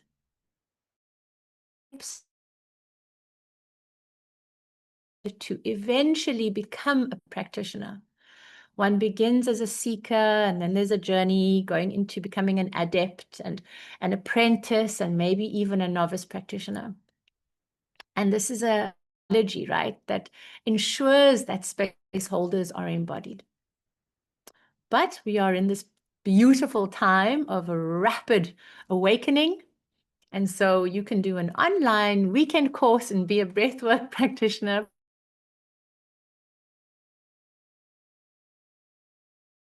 Shamanic practitioner by the end of it, right? We don't know. We don't know how people got to the places that they are in. Yeah, it's quite scary, isn't it? People, they do a few plant medicines and then take others into medicine spaces. So what are we going to do about it? What is the foundation required to be a practitioner of medicine at an initiate level? Firstly, we must endeavor to deeply know ourselves, our shadow selves, and our golden shadow selves, and we must integrate them so that when we are holding space for potentially dangerous shadow behavior,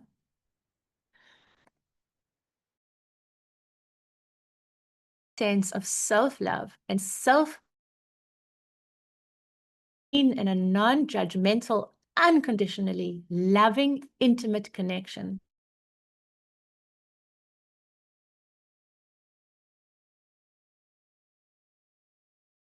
Feels fully accepted and free.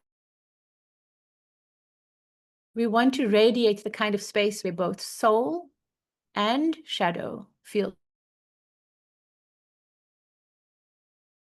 show their faces.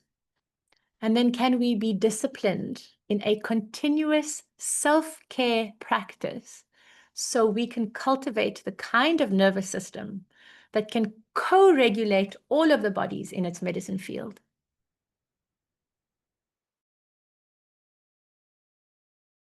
Of personal mastery of the space that we are about to take our client in. If you are a safe guide in the subconscious realm that them through the demons that they will encounter. Is this terrain familiar enough to you? And very importantly, have you excavated into your soul purpose and do the medicine? Not what tools you offer, but what your soul being emits as medicine into this world. Because until then, we must understand that the tool that you are giving someone else is not an allyship. It is an externalization of power, meaning you are not embodied in your own authority and sovereignty, and that is not safe. This is really the difference between a medicine man or and what we call a watcher in mushroom facilitation spaces. Someone who is just there to hold the space, but they are not there to lead the person in medicine. It has nothing to do with the tools that you choose to work with. It is an embodied knowing that you are the medicine, and as an outcome of personal mastery and ongoing spiritual excavation and discipline. Danny, I am so grateful to you for inviting together. Teaching this topic, just calling in the words for this topic has brought me to such awareness that it is actually the heart of my medicine, and it is the heart of the Medicine Woman Foundation's course, and it's probably the central part of my purpose on this planet. Thank you so much for inviting it in. If I can share a little bit about the course, it's a 7-month online technology that's designed to weave this kind of safety into embodiment. No matter how, of course, choose to apply it into their life. I think, yeah, we open on Wednesday, our 5th cohort. And so far, there are 52 women who have moved through this container. And the next cohort opens on Friday, the 13th of February next year. But registration is open, and you will find me through Lolima. If this is interesting to you, we can have a discussion online.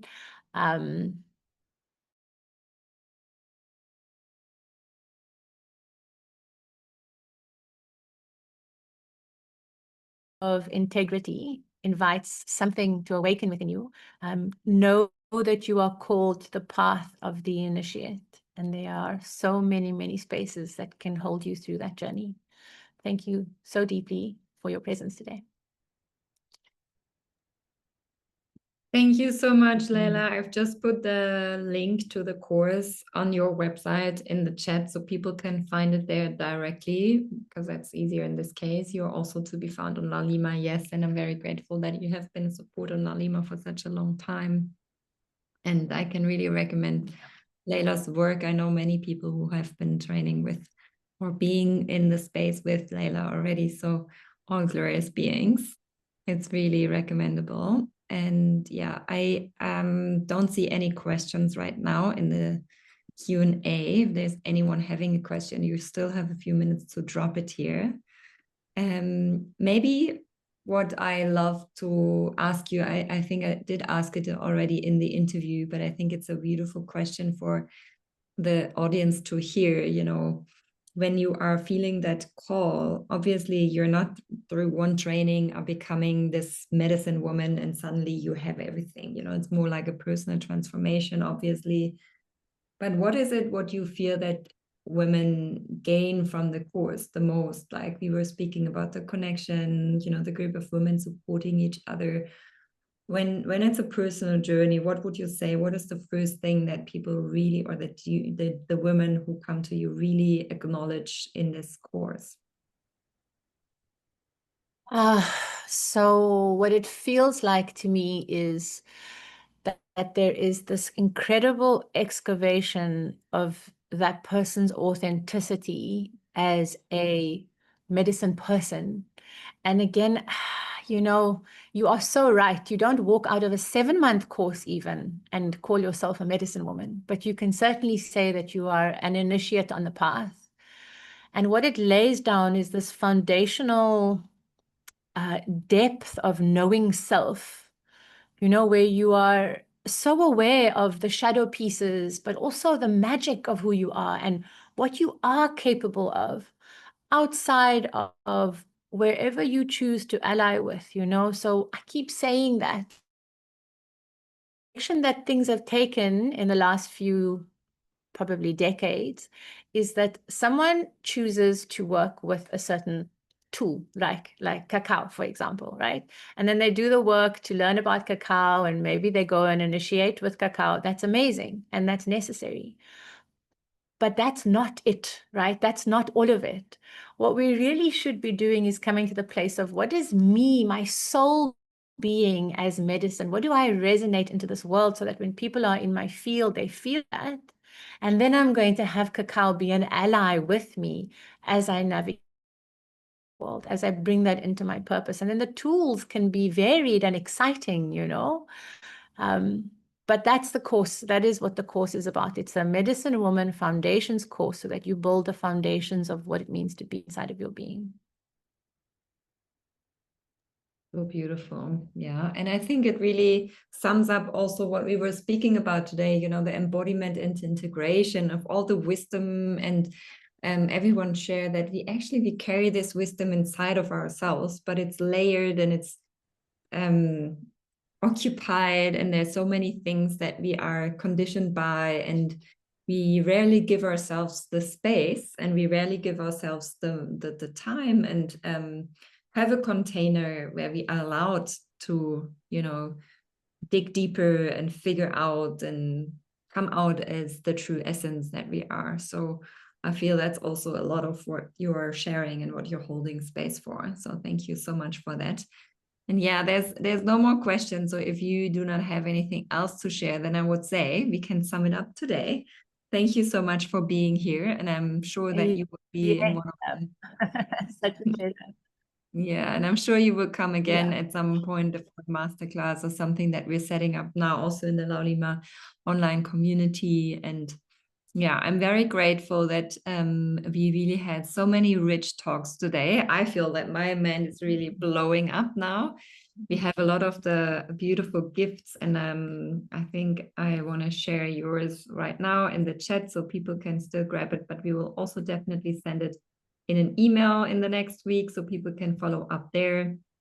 And also everyone who's just listening to the recording and couldn't be here in time, no worries, we will send everything to you also via email. So here you can find in the chat the link for the beautiful manifestation planners you shared with us, Leila. So yeah, thank you everyone. Thank you, Leila, for being here. Thank you all the different speakers that are still listening in. I know a few of them are already still here and listening. Thank you for everyone who came live into the sessions to listen to our speakers. It's always different. Even if we cannot see your faces, we can feel the energy and how you're all present in the room. Thank you everyone who signed up and who will show up in the Laulima community. Remember that you don't have to do this alone. It's a journey for all of us. And the most important thing is that we understand we're doing it together, and that we can come together in all these different containers that are held so beautifully, like also Leila just shared. And yeah, Laulima is supposed to connect all the practitioners, all the modalities, and give this space for people to come and join and find out, you know, what's resonating with them, what is matching their journey right now, and how to find inspiration, but also practices, tools, and modalities. So we are opening the online community now. It's really kind of the following of the summer. The summer was the opening or the kickoff, and now in the online community we will start with weekly sessions and then master classes, and we build it more into a bigger community. And yeah, today you were sitting in South Africa. Before we had Oyi was sitting in Eastern States in the United States of America. Then we had Rain from Malaysia, and we had Rachael also from South Africa, and Kylie from Australia. So you can actually really see how big and how connected we are globally already. And it's beautiful to also see that although, you know, we are from different regions, we're definitely also the context of the land where we grow up and where we are living, the habitat we are connected with is influencing us. And then also the universal understanding, you know, of how we are connected globally, universally, all together in this, and how we are on this transition on the globe. And you know, imagine many years ago, no one could have imagined that we're in this online space together from all these different destinations, and still following the same conversation and following the same practices and following the same transition in some way as humanity. So yeah, that's just from my side. And thank you so much, Leila, for being here. Thank you, everyone else. I wish everyone either a good day or good night, and hope to see you all again in the community very soon. Thank you so much for coming.